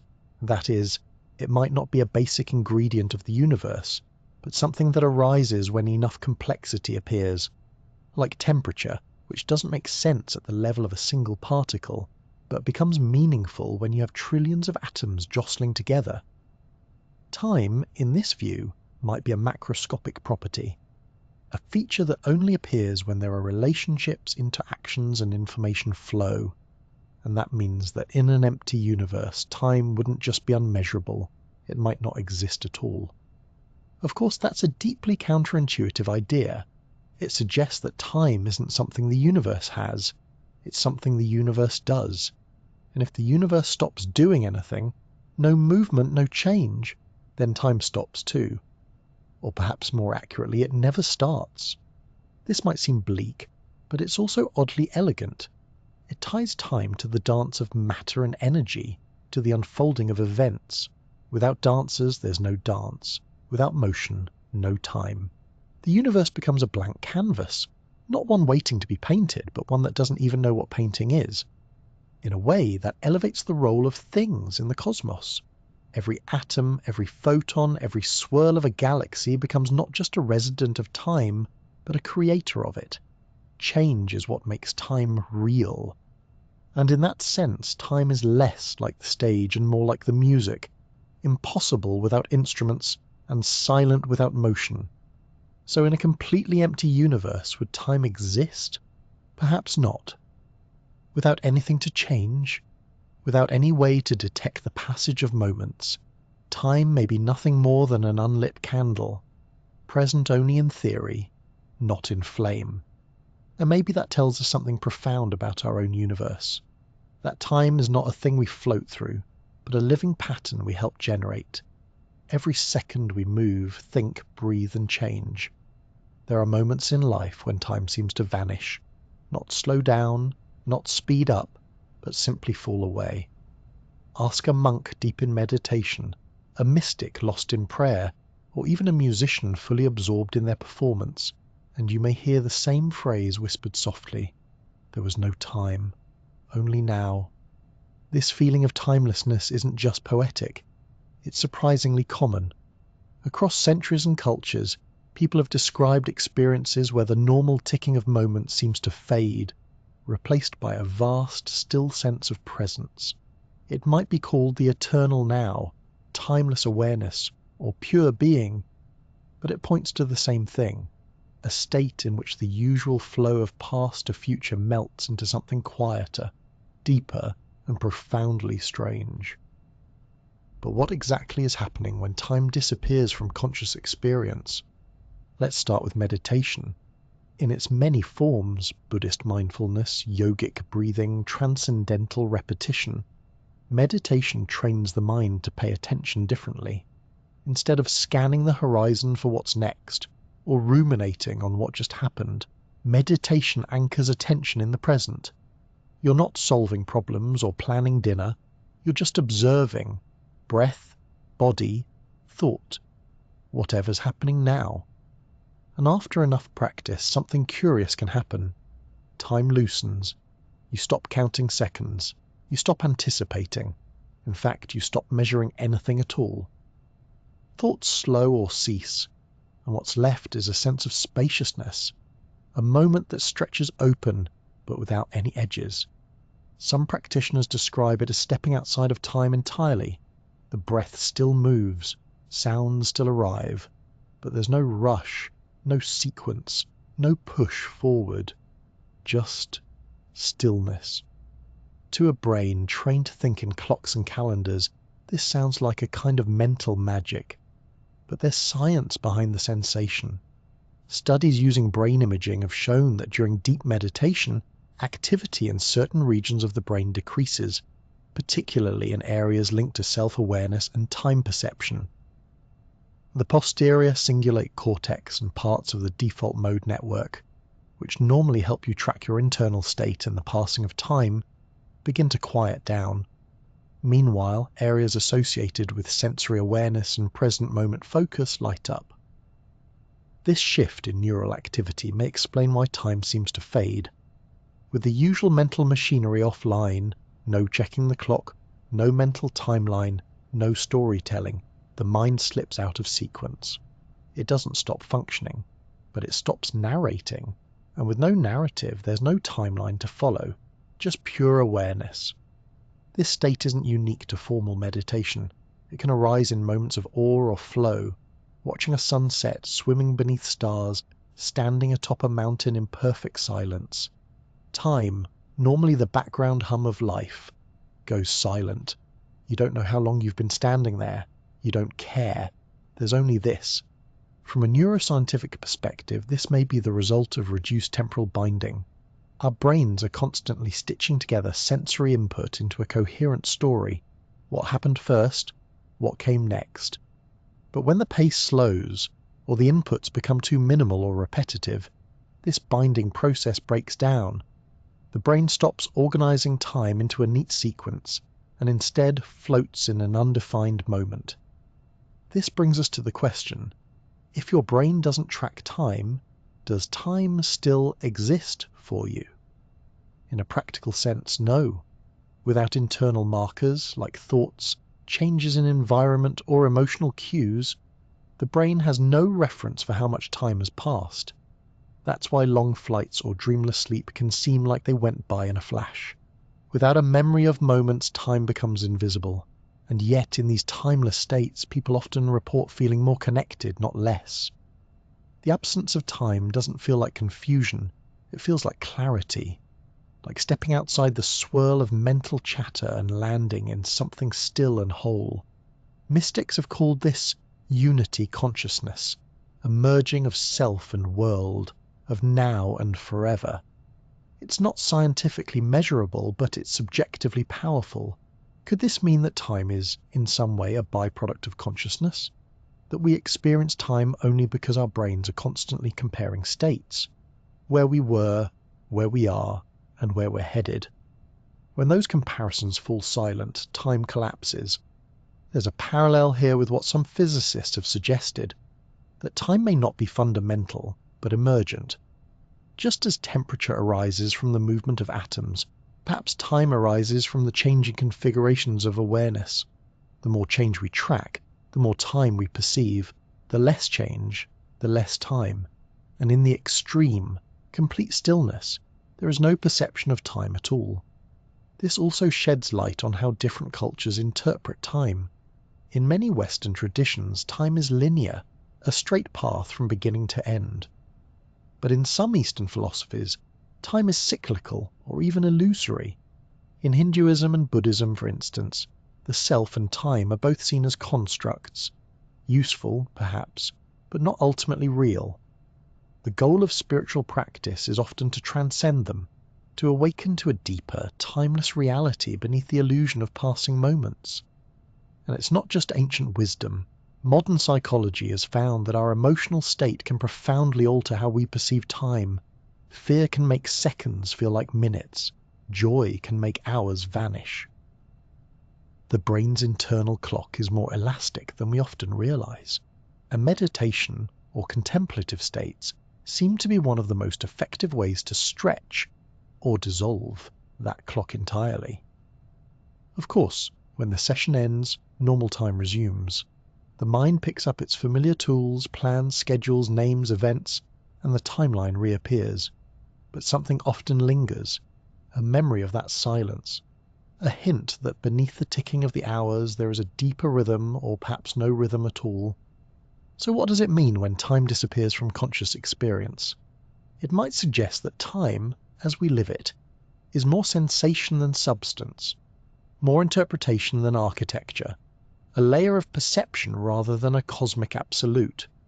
Or perhaps it means that time is both, real and not real, tangible yet transparent, like a window we usually look through, but sometimes catch ourselves looking at. And in those rare, quiet moments, whether on a mountaintop, in meditation, or just staring softly into the dark, we catch a glimpse of the world without the clock. Not because the clock has stopped ticking, but because we've stopped listening. And in that stillness we discover something curious. Time was never chasing us. We were chasing time. When you were a child, a summer felt like an entire lifetime. School holidays stretched on endlessly. A single birthday seemed to take years to return. But now, as an adult, you blink and it's autumn again. Another year slips past like a sigh. You start to wonder, why does time seem to move faster the older we get? Of course, clocks haven't changed. The Earth is still orbiting the Sun at the same speed it always has. 1 minute is still 60 seconds, no matter how many grey hairs you've earned. But our experience of time, that's a different story. And it turns out that story has some fascinating twists. Psychologists and neuroscientists have long studied this phenomenon, and while there's no single explanation, there are several overlapping ideas that help us make sense of why the years seem to accelerate with age. One of the most prominent theories is called proportional theory. It's based on the simple idea that each year we live becomes a smaller fraction of our total life. For a 5-year-old, 1 year is a full 20% of their life. That's huge. But for a 50-year-old, a year is just 2%.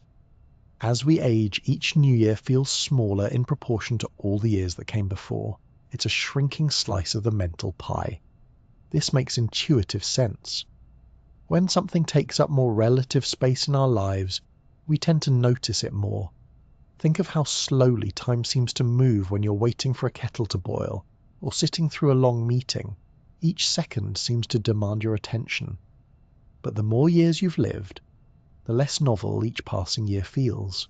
They blend into the background, like wallpaper you've stopped noticing. That leads us to another key factor, novelty. When everything is new, your brain works harder. It pays more attention, processes more detail, and builds more vivid memories. That makes time feel full, because your brain is busy capturing everything. Think back to childhood again. Almost every experience was unfamiliar. Your first bike ride, your first time on an airplane, learning to swim, making a new friend. These moments stood out because they were packed with sensory and emotional novelty. Your brain soaked them in and stretched them out. But as adults, we fall into routines. We drive the same roads, eat the same meals, see the same faces. We switch from curiosity to efficiency. The brain, brilliant as it is, becomes a little lazy. It stops recording in high definition. It compresses the footage. Days blur, weeks vanish. This effect is why vacations often feel longer than the same number of work days. When you travel somewhere new, especially somewhere stimulating, you're flooded with unfamiliar sights, sounds, and experiences. Your brain lights up and your memory stores the trip as densely packed moments. When you look back, the vacation seems full and spacious. A single week away might feel longer than a month at home. Researchers also talk about attention-based theories of time perception. These suggest that the more attention you give to time, the slower it feels. When you're bored, waiting, or in discomfort, you monitor time more closely. And that makes each second stretch. But when you're absorbed, when you lose yourself in something like work, art, or conversation, your attention shifts. You stop tracking the clock and hours can evaporate. As we age, we often get caught in what psychologists call temporal compression. Days become predictable. We multitask. We lose track of the little things. And without those anchors of novelty or attention, our internal timeline begins to contract. It's not that time is moving faster, it's that we're gathering less of it. Fewer reference points, less sensation of passage. There's even some research suggesting that biological changes in the brain may play a role. Our internal clocks, governed in part by structures like the basal ganglia and the cerebellum, may slow slightly as we age. Neurotransmitters like dopamine, which help regulate time perception, also decline over time. These shifts could subtly influence how we track short-term intervals, how long a minute feels, and contribute to the sense of time speeding up. Interestingly, some studies have shown that people with certain neurological conditions, like Parkinson's disease or ADHD, perceive time quite differently from neurotypical individuals. This highlights just how subjective time can be, how tied it is to the quirks of individual brains, rather than some universal experience. But perhaps the most powerful force behind our sense of accelerating time is memory, specifically retrospective time. When we look back on a period of life, we don't remember it second by second. We remember events, milestones, changes. If you lived a year filled with variety, challenge, or transformation, it will feel longer in hindsight. But if the year passed in a blur of sameness, it will seem short. Even if the clock measured it the same, this suggests an unexpected solution to the problem. If you want time to feel slower, or at least fuller, fill it. Seek novelty. Learn a new skill. Visit somewhere unfamiliar. Break the routine. Pay attention to your surroundings. Notice the light on the leaves, the rhythm of your breath, the scent of the morning coffee. Because when we enrich the present, we thicken our memories, and in doing so, we stretch time. There's something beautifully paradoxical about this. The more mindful you are in the moment, the less rushed time feels. And yet, looking back, those moments will seem even richer, more plentiful. Time expands when we live deeply in the now. Of course, we can't all live on permanent vacation. Routines are necessary. Habits keep the wheels turning. But even within the ordinary, we can look for sparks of newness, a different route to work, a new recipe, a quiet moment watching the sky.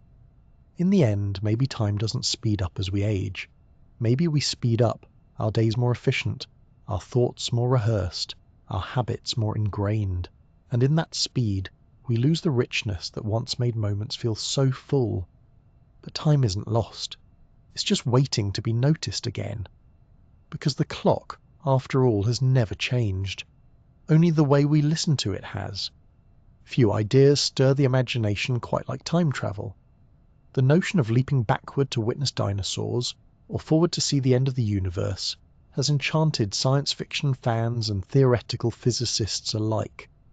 It asks a tantalizing question. Is time fixed and linear, or is it pliable, with loops, shortcuts, and detours waiting to be discovered? In everyday experience, we all move forward through time at the same basic rate, 1 second per second. But in physics, time is far more flexible than it seems. According to Einstein's theory of relativity, time can stretch and squeeze depending on gravity and speed. Near a black hole, for instance, time slows dramatically. A person orbiting close to one might experience mere hours while years pass elsewhere. That's already a kind of time travel to the future. But what about going backward? One of the most popular concepts for theoretical time travel involves wormholes. These are hypothetical tunnels through space-time, shortcuts that could, in theory, connect distant regions of the universe, or even different points in time. Imagine folding a piece of paper so 2 points touch, then poking a hole through them. That's the basic idea. General relativity allows for the existence of wormholes, though no evidence has confirmed them. More importantly, most wormhole models require something exotic to keep them open, like negative energy or exotic matter, which we don't know how to create or stabilize. Then there are cosmic strings, theoretical one-dimensional defects in space-time left over from the early universe. If two of these strings passed close to each other at near-light speeds, some physicists have suggested they might warp space-time enough to allow closed time-like curves, a kind of loop through time. Again, this is speculative, but it shows that general relativity is more permissive than everyday logic when it comes to time. Enter the closed time-like curve, or CTC. This is a solution to Einstein's equations that permits an object to return to its own past. In geometry terms, the object traces a loop in space-time and ends up where and when it started. Mathematically, it works. Physically, that's trickier. Because here's the catch. Paradoxes. The most famous is the grandfather paradox. If you travelled back in time and prevented your grandfather from meeting your grandmother, you would never be born. But if you were never born, you couldn't go back in time to stop them. It's a loop that breaks itself. Many versions of this paradox exist. Destroying a time machine before it's built, handing Shakespeare the manuscript of Hamlet, or stepping on a butterfly that changes the course of evolution. To address this, physicists have proposed some clever solutions. One is the many worlds interpretation. In this view, every possible outcome of a quantum event actually occurs in a branching multiverse.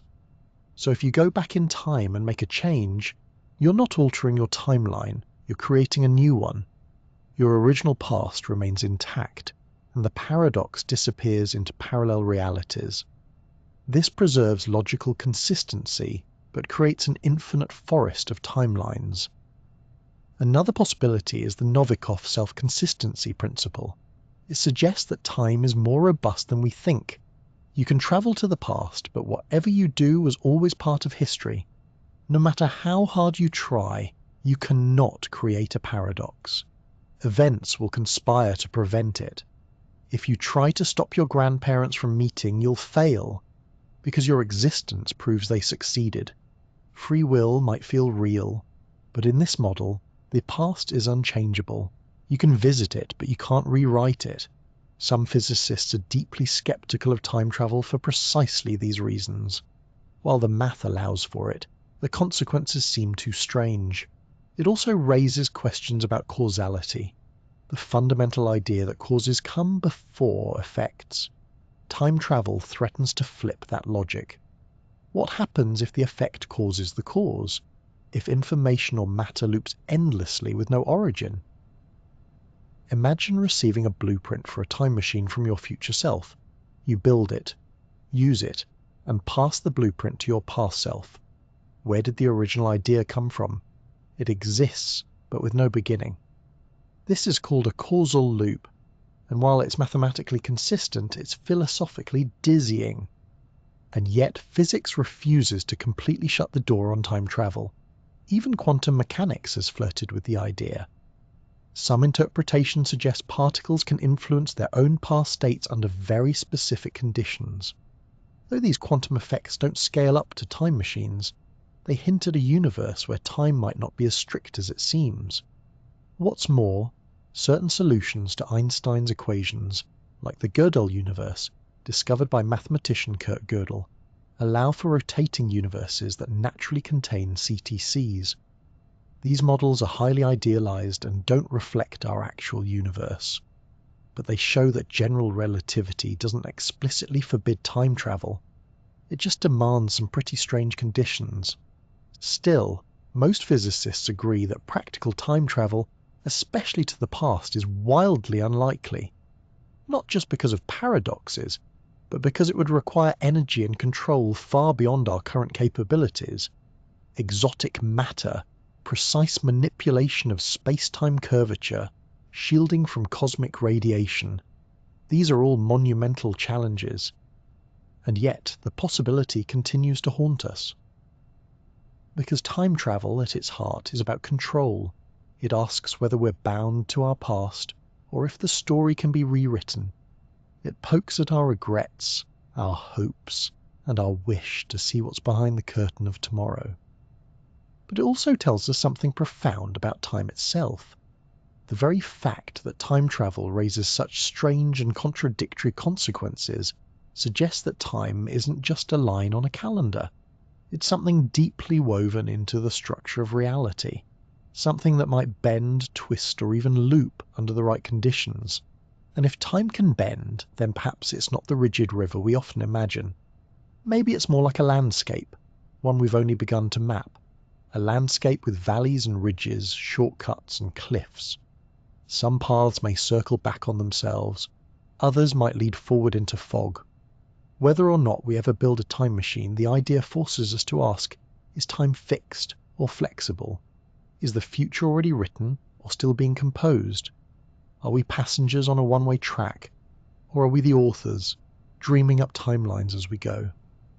One thing is certain. If time travel is possible, it won't just change our calendars. It will change our understanding of everything. Where did time begin? It's one of the strangest questions you can ask, and yet one of the most natural. Because everything we know, everything we've ever experienced, seems to take place within time. Events unfold, causes lead to effects, clocks tick, hearts beat. But was there a first tick, a very first moment? According to modern cosmology, yes. About 13.8 billion years ago, with an event we call the Big Bang. The Big Bang wasn't an explosion in space. It was the sudden expansion of space. And not just space, time too. At that moment, all of space-time blossomed into existence. Matter and energy surged outward. Galaxies began to form, and time, as far as we can tell, started ticking. But here's where it gets weird. If time began with the Big Bang, then the phrase before the Big Bang doesn't really make sense. There was no before because there was no time to be before in. It's like asking what's north of the North Pole. The map just doesn't go that far. This idea is rooted in general relativity. When you try to run the equations backward toward the origin, you reach a singularity, a point where density and temperature become infinite and the laws of physics break down. At that singularity, time reaches a boundary. It's not that something happened before, it's that before ceases to be a meaningful concept. And yet, not everyone is satisfied with that. Some physicists suspect that the Big Bang wasn't truly the beginning, but more of a transitional phase, an event that arose from something deeper, stranger, and possibly timeless. One alternative is the cyclic model. In this view, the universe expands, slows, and eventually contracts, collapsing into a big crunch. After that, it rebounds in a new Big Bang. Over and over again, the universe breathes in and out, each cycle giving rise to a new era of stars, galaxies, and possibilities. Time in this model doesn't begin or end. It loops. Another idea is the bouncing universe. Instead of a single singularity, the universe undergoes a bounce from a prior contracting phase. This could erase the need for an absolute beginning and allow time to stretch infinitely in both directions. Some versions of this idea emerge from loop quantum cosmology, a theory that applies quantum rules to gravity.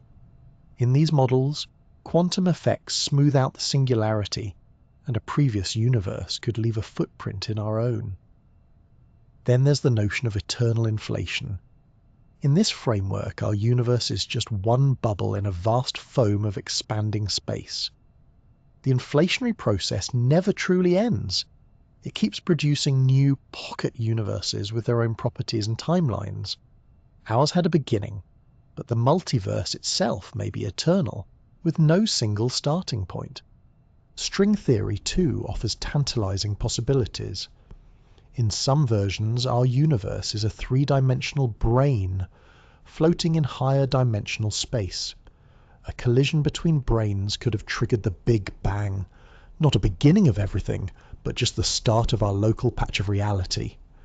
The larger structure, the bulk, could exist timelessly, or at least exist in a state where time behaves very differently.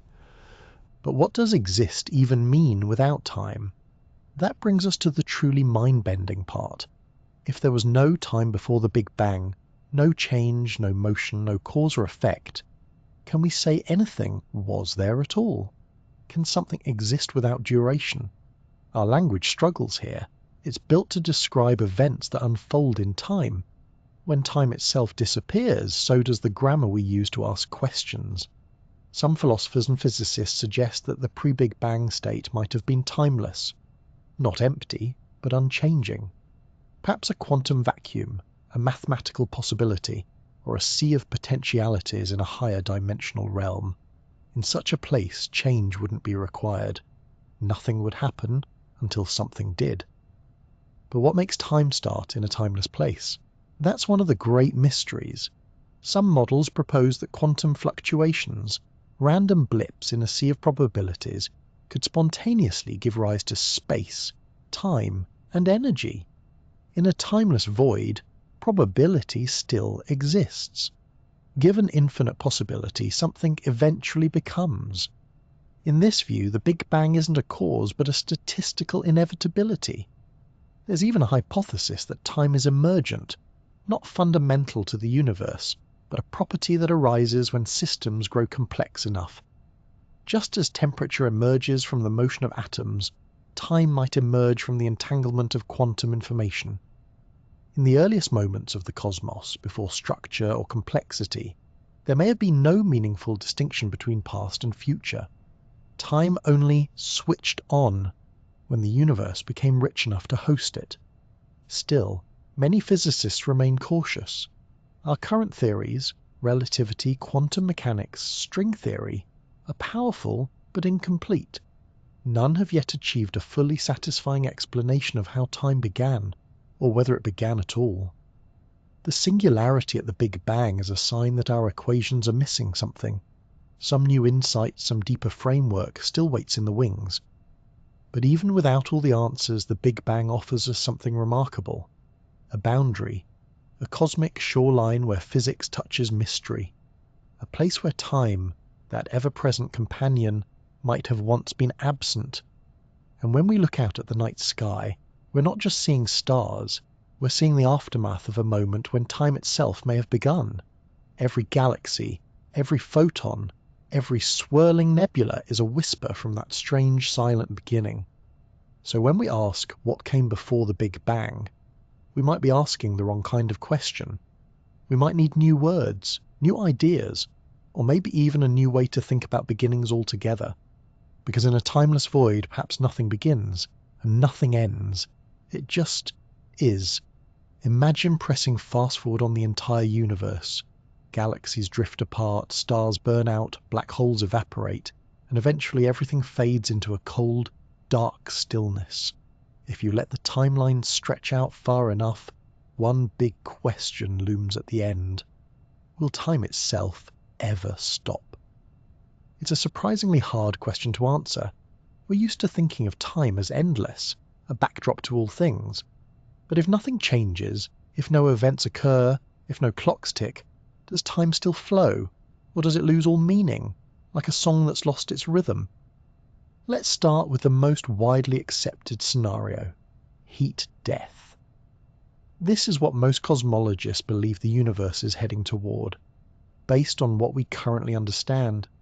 In this vision of the far future, the universe keeps expanding forever. Stars burn through their fuel and die, galaxies grow cold and dim, and matter slowly decays. Black holes remain for an unimaginably long time, but even they radiate away their mass through Hawking radiation. Eventually, everything flattens out into a featureless sea of particles at the same temperature. No more gradients, no more energy flows, just cold, sparse emptiness. This is maximum entropy, the state of total thermodynamic equilibrium. In this scenario, you could wait forever, but nothing new would happen. This raises a strange point. If no change is possible, can we still say that time is passing? Philosophers and physicists have debated this. In our everyday experience, time is tied to change. If you're watching a clock and the hands don't move, it feels as though time is frozen. On a cosmic scale, if all processes stop, no movement, no decay, no thought, what's left to mark the passage of time? This leads to a provocative idea.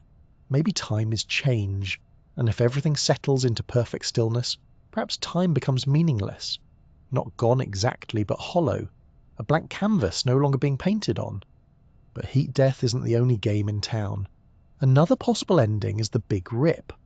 This depends on a mysterious force called dark energy, the thing that's accelerating the expansion of the universe. If dark energy becomes stronger over time, space could expand faster and faster until it tears everything apart. Galaxies would fly away from each other, then solar systems would unravel, then stars, then planets, then atoms, even the subatomic particles themselves. Time, in this scenario, ends not with a whisper, but a scream. But this raises a different kind of question. Is there still time during a Big Rip, even if the universe is coming undone? Or does the growing expansion stretch time itself until it breaks? It's not easy to answer, because the mathematics gets murky near the end. But the general sense is that time would keep going until it doesn't. The very fabric of space-time would disintegrate, and with it, any coherent notion of before and after. Then there's the Big Crunch, which was once the leading theory before we discovered the accelerating expansion. In this model, gravity eventually halts the outward rush of galaxies and pulls everything back inward. The universe contracts, heating up as it shrinks until all matter collapses into a singular point. In a Big Crunch, time might reverse in a sense. Entropy decreases as everything compresses. But it's also possible that this reversal is just a mirror image, not a literal rewinding. Some have proposed that if a new Big Bang follows, time might emerge again. but with no memory of what came before. And this brings us to cyclic models. What if the universe doesn't have a final end but repeats endlessly? Expansion, contraction, bounce, and birth, over and over again. In this case, time never truly ends, it just resets. But would that still be our time, or a new version with no causal link to the last? In some versions of string theory and loop quantum cosmology, the universe may bounce instead of break, sidestepping singularities and allowing for infinite cycles. Time, then, is eternal, but fragmented into epochs we'll never experience more than one of.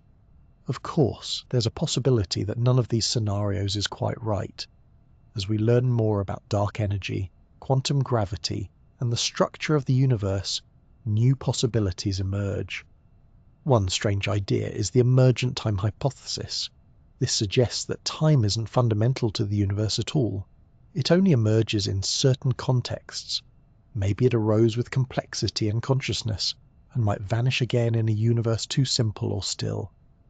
In this case, time would disappear not because something broke, but because the conditions needed to generate it no longer exist. It would be like temperature in a single atom. The concept doesn't apply.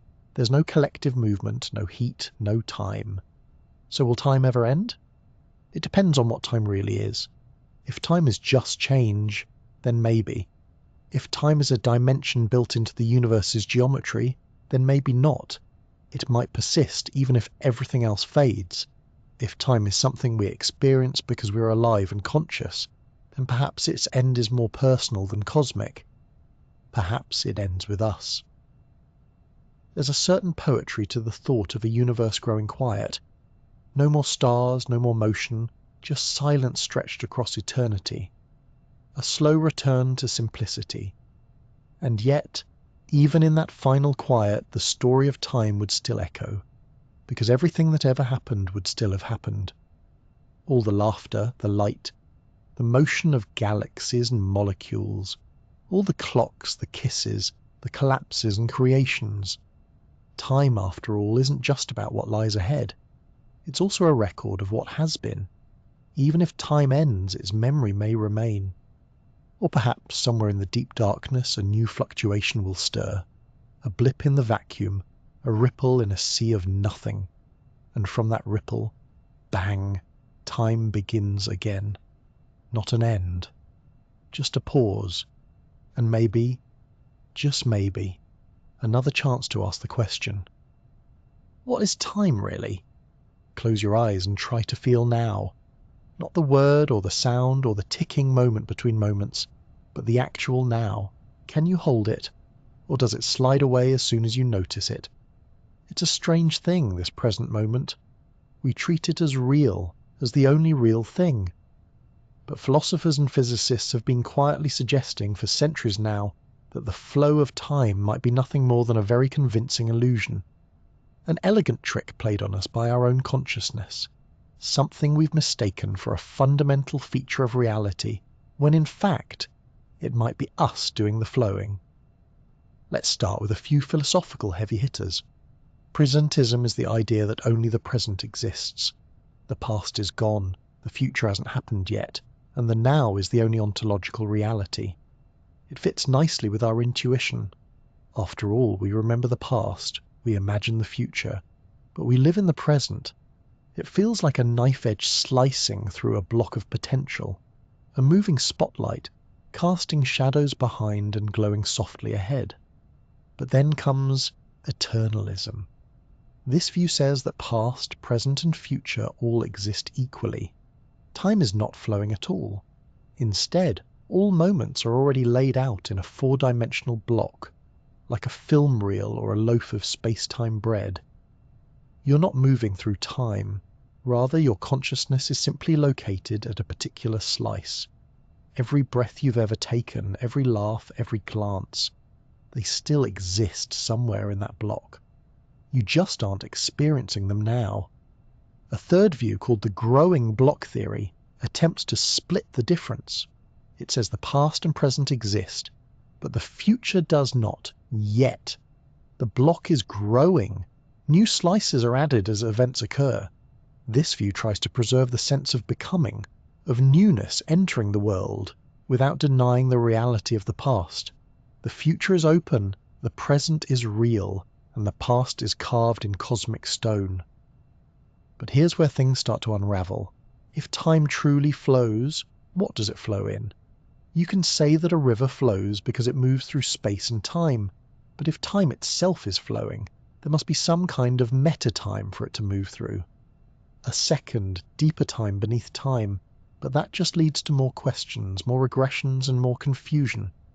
And so many physicists and philosophers have come to a bold conclusion. Time doesn't really flow, not in the way we think. The passage of time, the sensation that now is moving forward, is not something the universe does. It's something you do. This is sometimes called the illusion of becoming, the idea that change, movement, succession, they all depend on perception. What feels like a flowing river is really just your brain arranging snapshots into a story. Like a flip book made of neurons. Each page is static, but together they give rise to motion. Think of a dream. When you dream, your brain creates an entire sequence of events. A timeline. Things happen. You remember what just happened. You anticipate what might come. But when you wake, you realize there was no external time in the dream. It was all generated internally by your mind. Could waking life be something similar? Neurologically, there's some evidence for this. Your brain stitches together moments from slightly different times and presents them as a seamless now. Even your conscious experience lags behind reality by a tiny fraction of a second. What you feel as now is already past. This opens the door to radical questions. If time is a construct, what happens when we remove the constructor? Are trees experiencing time? Is a rock? Is the universe itself ticking away if no one is around to notice? There's a fascinating idea called the ephemeral present. It suggests that the only reason time feels like it's moving is because we have memory. If you couldn't remember anything, each moment would stand alone. There'd be no before or after, just a series of disconnected flashes. Some theorists argue that it's this linking of moments through memory that creates time, not reveals it, creates it. So where does this leave us? If time is an illusion, if it's a useful fiction stitched together by consciousness, then we might need a new way to think about existence altogether.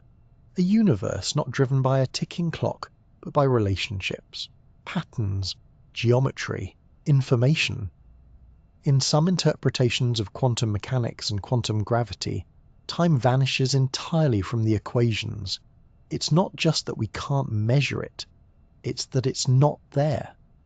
These formulations suggest a reality composed not of moments in sequence, but of states in relation. Change doesn't unfold, it just is. Everything exists in a web of probabilities and entanglements, and what we call time is just the way we move through it with our limited senses. Some physicists speculate that time might emerge from entanglement entropy, a measure of how much information is shared between quantum systems. As entanglement increases, a sense of direction appears, a sense of before and after, but that direction may be a local effect, a regional phenomenon, not a property of the universe, but a consequence of the observer's position within it. And then, of course, there's the human heart of the matter. If time is an illusion, does that change how we live? If the future already exists, do we still have free will? If the past is still real, does anything ever really go away? If the present is just a mental construction, where are we exactly? Perhaps these questions don't need final answers. Maybe they're meant to keep us curious, open, and slightly amazed. Because whether time is real or not, whether it flows or stands still, whether it's fundamental or fictional, it shapes our every breath, our every thought, every memory, every longing for what was and what might be. And even if it's an illusion, it's the most beautiful illusion we've ever known. We've wandered a long and curious path tonight, through ticking clocks and tangled theories, through memory, perception, physics, and poetry. Together, We've held time up to the light and turned it gently in our hands, trying to see what lies beneath its surface. And if there's one thing we've found again and again, it's this: time is not what it seems. We've seen that it bends under gravity, stretches near light, and seems to vanish in the world of quantum mechanics. It may not move at all, at least not the way we feel it move. The present moment may be a trick of the brain. The future might already exist. Or maybe there is no now at all, just a collection of changes that we assemble into a story. We've listened to ancient philosophers and modern physicists, to neuroscientists, mystics, and thinkers who dare to imagine that time isn't something out there, but something in here. A creation of consciousness, a narrative framework, a quiet illusion that gives shape to life. And perhaps that's the most beautiful thing about time. It might be both real and unreal, both objective and personal, both measurable and mysterious. The clocks on our walls might be built from gears and atoms, but the time in our hearts is built from memories, emotions, and meaning. It's okay that we don't have a final answer. Maybe we never will. Maybe time is one of those ideas that stretches beyond our reach, not because we're failing to understand it, but because part of it was never meant to be understood, only felt. When we began this journey, I asked where you were watching from. Somewhere in the world, some quiet corner, some still room where night is gently folding in. I asked for a like and a subscribe, and I thanked those already along for the ride, and I wondered aloud, only half joking, whether this video might be so interesting it keeps you awake. If it did, well, at least we shared a few thoughts, a few ideas, a few tiny ripples in the stream of the cosmos. And now, as we bring this story to a close, I hope you feel a little more comfortable with the not knowing, a little more open to the idea that time doesn't need to be solved. That curiosity is its own kind of rest, its own kind of peace, whether time is a river, a clock, a loop, or a dream. Tonight, you don't need to hold on to it. You don't need to measure it, define it, or even believe in it. You can just let it go and drift softly into sleep,